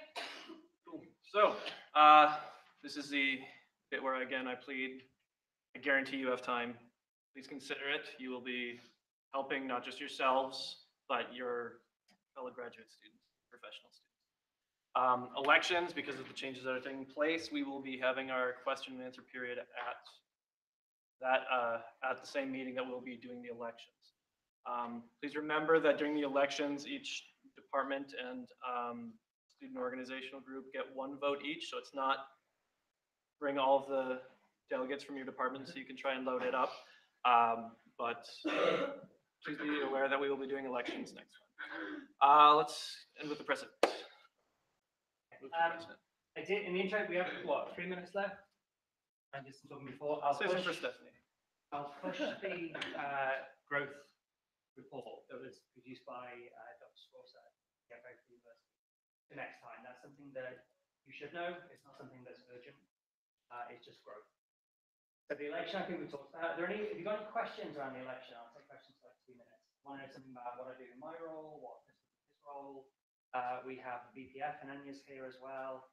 Courtney, the BPI, is away at conference. Tyler is here as well. He's the Vice President of Affairs. So you have all but one of the leadership here. Is how do we all share team, like responsibility of the team? How does it work? I know you're delegating things, but. Delegate.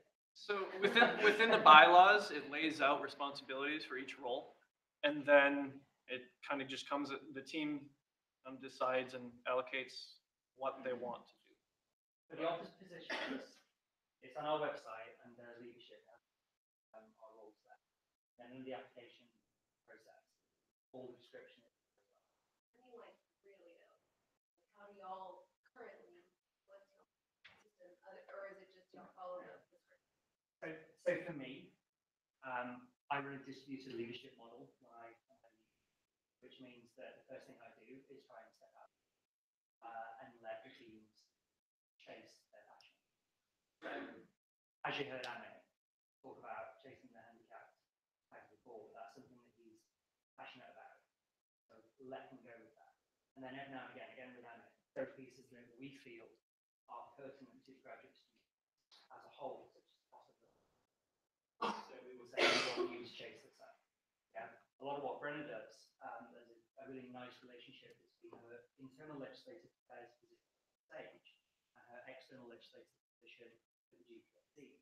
That means that we win double because Brenna has a lot of this knowledge coming down from say the NAGAT that then influences what we do. We're not working hard, we're kind of influenced by that. So for me, I try and like unleash the team to do what they want. And to that extent, we moved a couple of people around in our structure this year to let people link up so they'd be more effective. Just leadership is what I What all is involved now?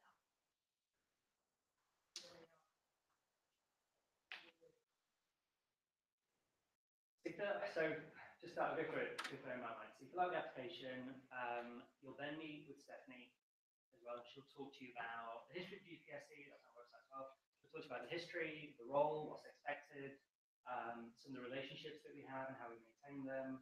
Stephanie, you want to add anything to that? So just the president is expected to meet with me, but anybody's welcome to Jamie is out on maternity leave.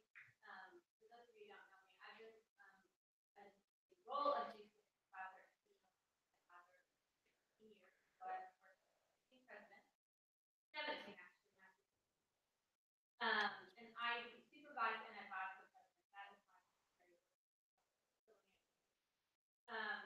and then the other officers can set up either a phone meeting with Jamie, or they can schedule a face-to-face. But the time commitment can look like, and also sort of what is expected of that. And then the other thing would be getting up here into the family commission. And I think you're also, I think for our bylaws, you're supposed to. There will be transition meetings after the election. We're not just going to throw you in the deep end. We're going to walk you through. We'll each give you paperwork that kind of logs what we've done and some of the forms we use or things to help make it easier for you. We have tools that we use. We're going to give you those tools so you don't have to reinvent them. If you're the president, they need to approve it. If you're running for president, yeah. If you're still president, you must have a physical advisor, and you must talk through currently on an assistant, and then I'll need to know your plan post departure so that we can transition both of them. We have to lay some front end papers and some top end papers so that we don't lose benefits.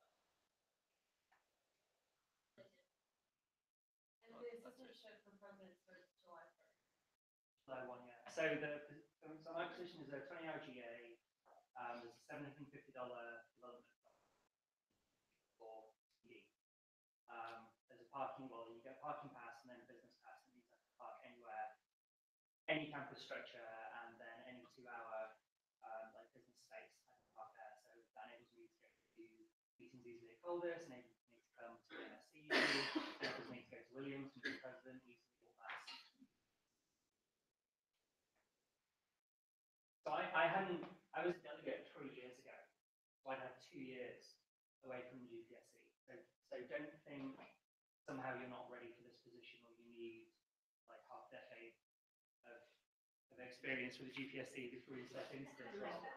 Yeah. There are certain things that are a learning curve and they're always going to be a difficult learning curve. Those first meetings where you meet everybody for the first time, that is that they're trying to purport their agenda to you and you're trying to put your agenda on them. So there's a bit of intellectual chess going on and then things start to settle down. My big piece this year was collaboration. So we've done a ton of collaboration with a whole lot of different departments and different people. Somebody coming in next year might have different themes. All had a different theme last year. Marissa had a different theme 2 years ago. She was much more focused on diversity than I've been this year. Then I wish I were more and had more time to do more diversity pieces. I think we've done all right this year. So it depends on who you are. There's not like a cookie cutter design for the president. And shouldn't be, because this is grad school, right? So you will bring your own style to it. I'm getting very excited if you're asking lots of questions. Shows intent. For time, could you move to your last agenda? And then I would ask anyone who has any questions, any interest at all, please come talk to us afterwards. Love to Okay, talk to you. so rest of the year timeline, I know the officers, 2 weeks ago, Tyler? Okay. And we drew up a timeline, so we have 4 meetings left. This is one of the 4, so after this, we have 3 meetings left. And one of those is pretty much the election. Okay, so really, we are, we talked about that food in the kitchen, we're like 5 minutes from the restaurant closing, and like, you're getting your food or you're not getting your food in the next 5 minutes. Okay? We will come back probably after next Tuesday, so next GA, we will come back with a clear schedule of what the rest of the year is going to look like. And then that is us for the year. Okay? No new projects from this point forward. Right? Elevator pitch was the last new project. For grad Aggies, we sent 61 names to Dr. Bright. So remember at the start of the year, we're trying to incentivize you to like live GPSC a little bit more.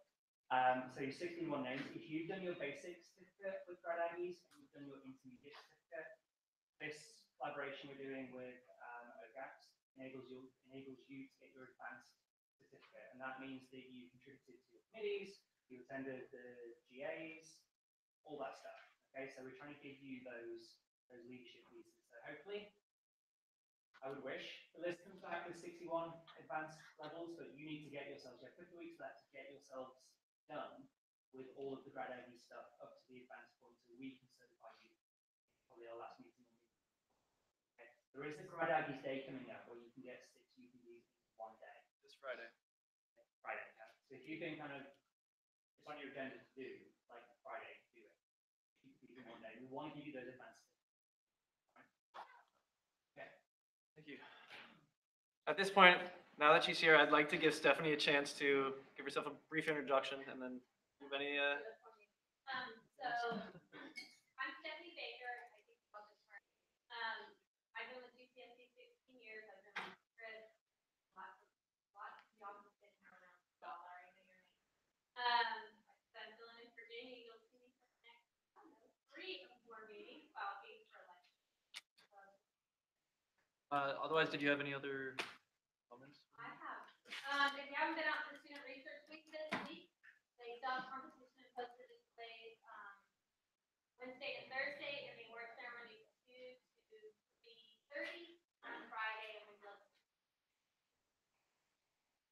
Chris, can I get some paper? Yeah. Real quick, who's presenting at Student Research Week in this room? Who's presenting? Okay. Everybody who's got your hand up right now, have you all downloaded the conference app? So you can see the schedule. You're saying no, you're saying yes. All right. Otherwise, one more announcement, Tyler. Yeah, if you're in the College of Agricultural and Life Sciences, I want to ask you one quick question. So meet me up front after. Otherwise, if you didn't swipe in at the beginning because you were waiting for Courtney, please swipe in now. I want to make sure we get you on that attendance list. Is there a motion to adjourn? Is there a second? Have a good night.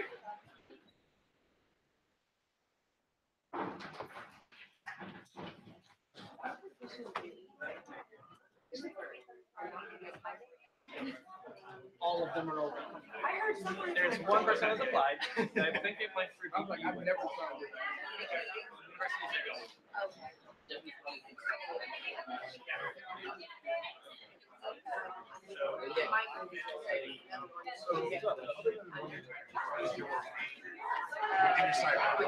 Job of the EVP is my president, so anytime the president can't do something, I can make it slack. Otherwise, put together the agenda. Calls the officers, juries, say, what do you want me to do? We go, they send it out on time.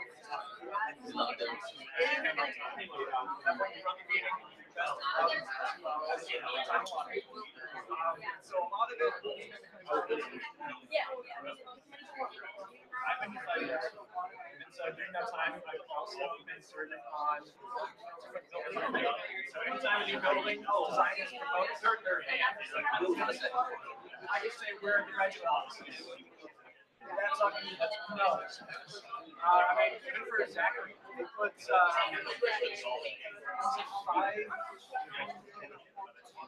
shelves down for Zachary. You have world-renowned names. I was a graduate representative when he said, this kind of art will fit well with A&M. This is not. I also get on accreditation. Yes, yeah, the ISSR. So I go in and I hear updates about parking and bike racks, when they're going to do maintenance on the road, shut things down. Talking about when you need to get communication. How are you sending that out? How is this going to affect that? You're not going to close down the area. You're not going to tell them anything. You can look at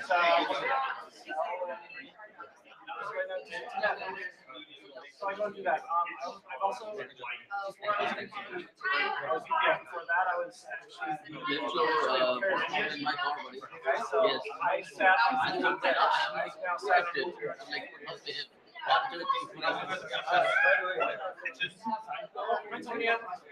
Like right next to my building, that's what I'm trying to here. But I will ideally get the names ahead of time, and that way I can send it out. Yeah, but it's nice. And that way I can figure out. Where is the next administrator building again? So I was walking by the federal seven, but somebody's. are the rules. Just saying, we're adults, we should have to get slips. With this one, you should just all automatically be allowed to make it up. You gotta show them. I have desks that require like almost full hazmat suits to turn down. Yeah, now they have a joint use. That's We're actually. a lot of extra costs. Oh, yeah. Titration, really. But I I have next to year, automatically like, make things up. next semester. How many times do I have to put on a lab? that they just like- And so it's one of these things where there's always more to the story.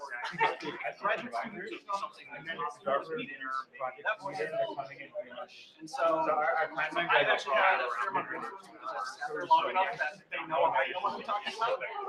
And so Rule 7 exchange, recently there was a piece on sexual exploitation, and the language that they were using was not friendly to students. When you get 35 years Like, it sounds weird, Once you get 10 but years, when you look at the way they were wording it, there were situations that could arise that they didn't have it. Yeah, I think Just sit on the things you want. All right, cool. Thanks, guys. I'll be in touch. I think basic advisors are. Because I've been here so long, I'm a little selfish and I take the meetings I want. But generally, they're, so like EVP mostly just says, okay, what can the president take? They have a schedule, obviously they make a meeting. Our PhD students, like, we don't know when he's gonna kick it, but I hope you guys finish your PhD. Helping support. EVP will also oversee legislative Are you affairs. gonna do tonight or? So No, man, I have to. make sure they have the right. Still about Make sure they reading have the episodes. size. Make sure that the legislation for putting forward is in I mean, Are you still doing the if TA you haven't gone to the Material stuff, No, I'm you doing should. it. Training other It's TAs great. and stuff. Yeah, I do that. long, but it will be In very, April again, this start. very End of educational. March, What we'll do can one. you put Then April, forward we'll go into architecture as again. opposed to what should. I've seen this like, I mean, I've heard, there was one where they were talking about Okay, expanding it's, internet on campus, right? I got an No citation, sorry. There's like, they didn't cite any need for it, they didn't talk about funding, they didn't talk about who paid for it, or where it should be, I or could also like anything some else. last minute replacement. And actually got shut down because Use the money or it's you don't. associated with student I'm not service, gonna not one complain. They're paying me association, to so. Ooh, that's So expanding Yeah, Wi-Fi those- on campus shut Or down. if you those go to are- those positions, But those things are you. this body, slightly higher standards, right? Most universities, You're sure, gonna have up here, actual most of them come out and post You're their gonna have a position. funding issue. Some of them really Where that good fund's at coming my advice from? is Who's gonna pay one for of it? Who's the gonna- first 4 Right? days ago. You What is the have- deadline? and Let's do it. it's Let's do it. kind of that Now last we gotta back get and this forth. done. You're putting it on the agenda. Yeah, I know, like they created a position for me. Then they're not. So that all the poor staff just saw that and they're applying to it. I feel bad. 'Cause I did that. Exactly. We're getting there. Yes. Yeah, sure, buddy. Did you already get, did y'all leave the obligation of another one? Did you apply for the- Lead liaison. No, no, I just, I applied today. No, I didn't do that. You haven't had Stephanie? Doesn't matter. I'll give you Stephanie. I don't know if I can be sent, I'm not set. So the GPSC liaison. Yeah, advertise it, you just go up. So I don't know if it's gonna be there. So you see my paper. So here's how I do it. On SAFAP, there are going to be resolutions from GPSC. I mean, it's not like from those resolutions. We still have like 9 people.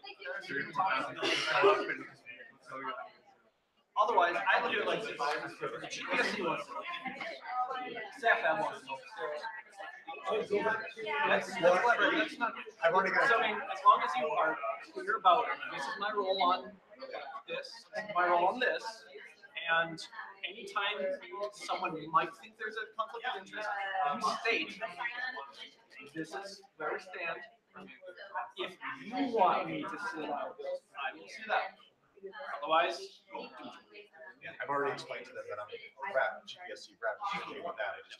I would say, as far as I'm concerned, both groups want to help students. And I would say you should probably abstain from a vote on the proposal specific to GPSC. But other than that, I don't see a conflict. Appreciate it. Anything else? Jesse, how you doing?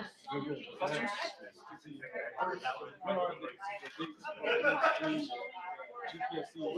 GPSC are always on both fronts. And both are- That doesn't change. Those are going to be the GA meetings in this room. That is according to our bylaws. So if there's a 5th week in a month, I think it's a break.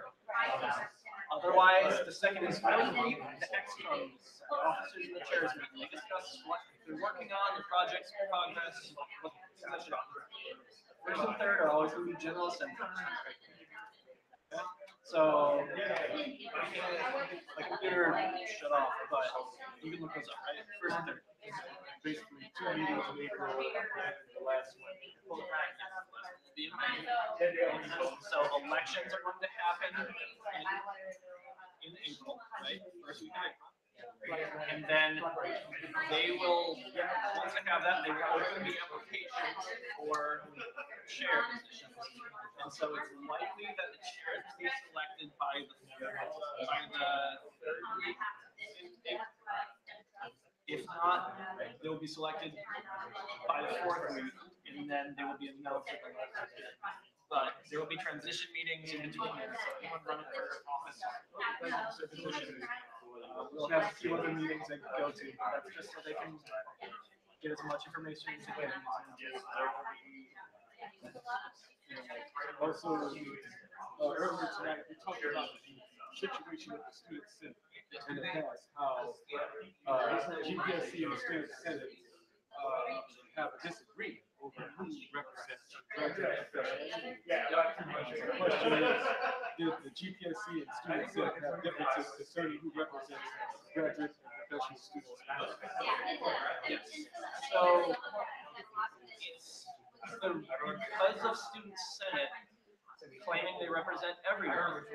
When GPSC formed 50 years ago, they tried to be part of SGA, and SGA said no. And so we are not part of student life. We are part of the office for for our, we're under ODSL.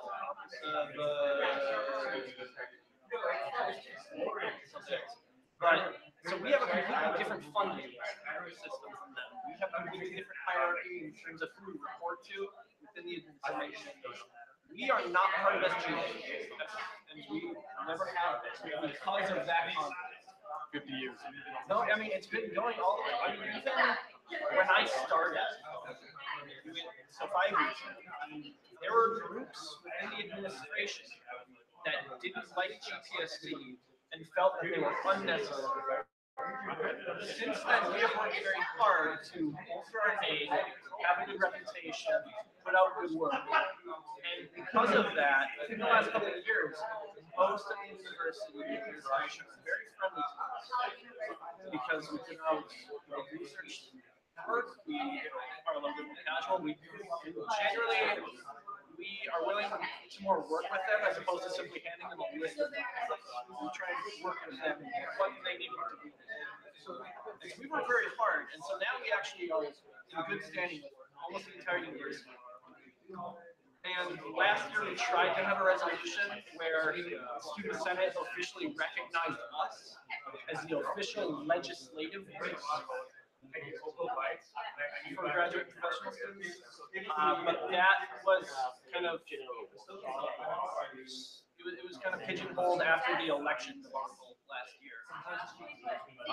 And it hasn't really been picked up since. But it's one of those things where we are much more friendly with the SPP, and we very rarely have problems with the student body president. We usually have problems with the student senators. And so that's why we were specific about being the official legislative, because we don't really conflict with the student body president. We really only conflict with a small portion. SGA is a huge entity. And we are really only competing with one small portion. Yeah, that conflict is not as bad right now. Everything is pretty peaceful. We're in good terms with everyone, and we have very good relationships where we can now work with them quite openly, and yes, everyone is very receptive. But it hasn't always been true.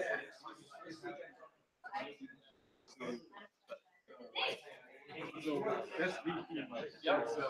does that, Sorry, SVP, body president. That is body president. Body president, and he represents all students. And the GPSC has never really had an issue with student body president representing all students. So we are excited. Instead of, like, what do I do? were there any discussions this school year from the current GPS administration about your expressing interest in being part of SGA? At this point, if we were to absorb it into SGA, it would diminish the voice that graduate students have within the administration. Because if we become part of SGA, then there's no guarantee that you're going to actually get graduate students on the panels. You're just going to get an FGA note. And even if you ask for graduate students from FGA, there are going to be some people who came here for their undergrad and stayed for their graduate. And they really aren't representative of the graduate bodies. Not even probably they don't have the outside experience that everyone else really has. So they make very poor representatives. I'll try. If you're busy, I'm just talking stuff. I did, yeah. Yeah. So I did already. I said it already good. Yes. Yeah, I'm ready. And ironically, I was going to come as an observer today, but I got to serve again because now I'm voting for Sarah. I couldn't come today, so that'd be another fill-in delegate today. Yeah. So, in the past, you talked about. Yeah, I'll be in touch with you. Yeah, there's been some. I mean, the gun control is the big one, but then there's stuff like Wildcat. Otherwise, there's stuff like the LGBT Center, where we have always been very supportive of the LGBT community. And Student Senate, as recently as 3 years ago, I think, voted to defund. I'm just, big whale. I'm not planning. Yeah, that was a. If something changes, come back to us. For sure. I think- Huh? I think I'm literally gonna make The Wildcat? So, you know how events, Yeah. does that AKA whoop thing? It's the Wildcat, right? Yeah. And every class has a different Wildcat. Sophomore, freshman, junior, and senior. And then graduate students didn't have one for a long time. Now we have one. But when we were making it, Student Senate voted against letting us have it. And we told them too bad, right? That was never resolved. No, I mean, the conflict has never been officially. And the resolutions that have been passed, this entire school year for Virginia PSC, it goes to the student senate too. The resolutions that have been passed. The resolutions, we've been sending them to the student body president as well as the speaker for the student senate, which is kind of like me. They run the meetings, but they have a little bit more kind of power in the hierarchy. So they're a little, it's a little different. They're not necessarily mirroring our structures, but yeah, we send them our important resolutions. All right. Whew.